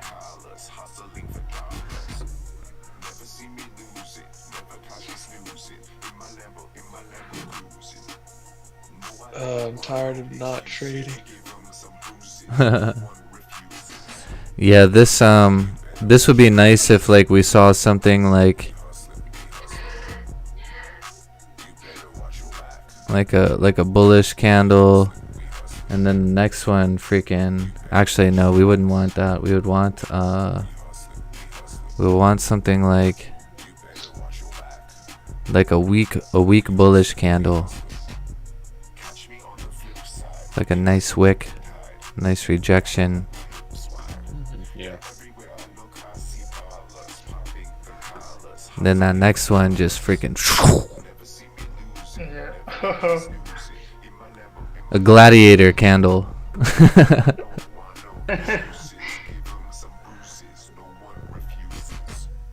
Ooh, I gotta watch your video. Overall bias is bearish on daily timestamp. So Oh, there it goes. Adios. Bye bye gold. Everybody wave. It's got one little area down here. 1754 or so. Yeah. It's pushing though. It's pushing down there. It created a nice little top wick here too. Nice little top wick. Yeah, Could go down to like 47, 48. broke the yesterday low also. Oh, really? Yeah. Yep. Finally broke the Yeah. lows. No, Yep. it can come 1748. Yeah, This daily is the looks next level. good. No, one thing I saw every time, if the gold ranging whole day, and bias is bearish on daily, then it can down after NYSE open. Mm-hmm. And today is Friday, it can go anywhere. Yeah, if it wasn't Friday, I might enter a little swing. Yeah. I think I'm gonna look for a swing on Monday. How long do you usually hold your swings, Jake? I mean, this is like daily and 4 hour, so Okay. not like a couple days kind of thing. Gotcha, yeah. So like in and out within the same week, not holding it over a week. No, not like position. No. Gotcha. It's just like zone to zone. I see what you're saying. So you're just taking like you're taking a 4H zones, yeah. basically. Gotcha. Jake, tell me one thing. Okay. No, based on daily candle, yeah. No, if anyone wants a hold for swing, next week, till 1720. Yep. Is it possible? Is it possible? For price to go to 1720. Yeah. Based on daily. If anyone sell here 1754 and put stop loss 1775. No, that's the swing stop. $20. Yeah, so my TP would be like 1720. 40. Yeah, 1720. 1:2 Yeah. trade. Swing. I think it can possible. Yeah, that would be definitely where I would be looking to go. Based on daily. Mm-hmm. But I'd be entering off the 4H. Okay.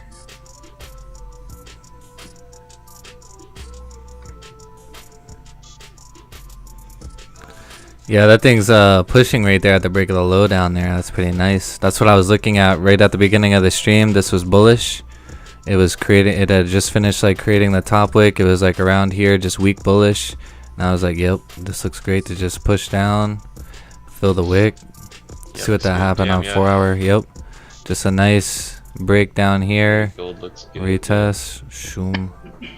The only problem is like this current 4 hour is at a very strong level of support.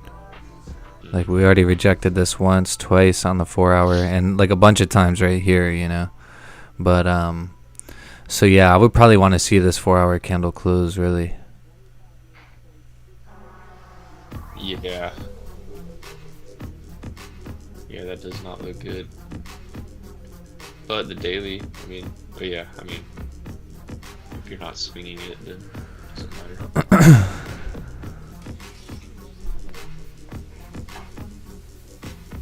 It's also that head and shoulders we were talking about.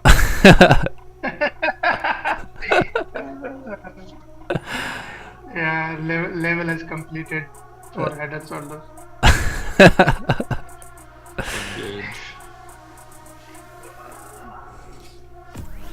Well, cool. I think we're good for today. I think we'll shut it down. Yeah, for gold here, I'll probably wait for I would like to see this close bullish and then the next one break the lows. Yeah, but it's Friday. Yeah, something like that might happen in between 10 and 11, but yeah, like you said, it's Friday. Dang, this pushed down I think too. It will continue down till 1745 or 43 till closing today. Yeah. Yep. Because daily candle create like that. It can fall $10 or $15 from here till closing. Yeah, yep. Yeah, this we'll see what happens with this here too. I'll probably watch this and see what happens. Obviously no more trades for me though, since I took that one, which was a beautiful buy here. Right here it was. Yeah, that was nice. It ended up running like 36 pips or something. I closed mine out. I think it was like around 12 pips, 13 pips, so it might have been a little higher. It was based on this 15, 14 pips or so. But yeah, I think that's it for today. I don't think we'll probably see anything happen here. Maybe something will happen with GJ with London close. But gold, I don't know. Yeah, I'll watch it, but I'm not expecting.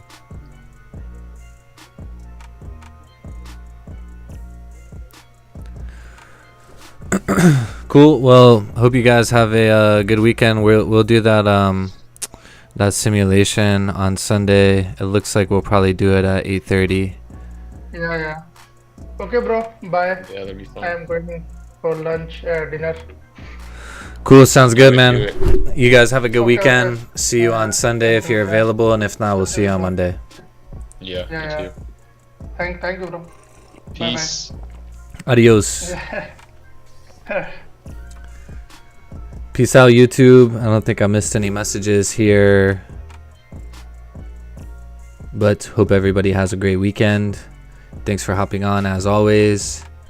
If you're new to the stream, don't forget to subscribe. It looks like we're going to be doing a simulation session on Sunday. We'll do a live trading simulation session Sunday at 8:30 a.m. Eastern time is what it looks like that we have decided on here. So if you're available, see you then. If not, see you on Monday for another New York session. Have a good weekend, everybody. Stay safe, stay strong. Adios. Adios. Adios.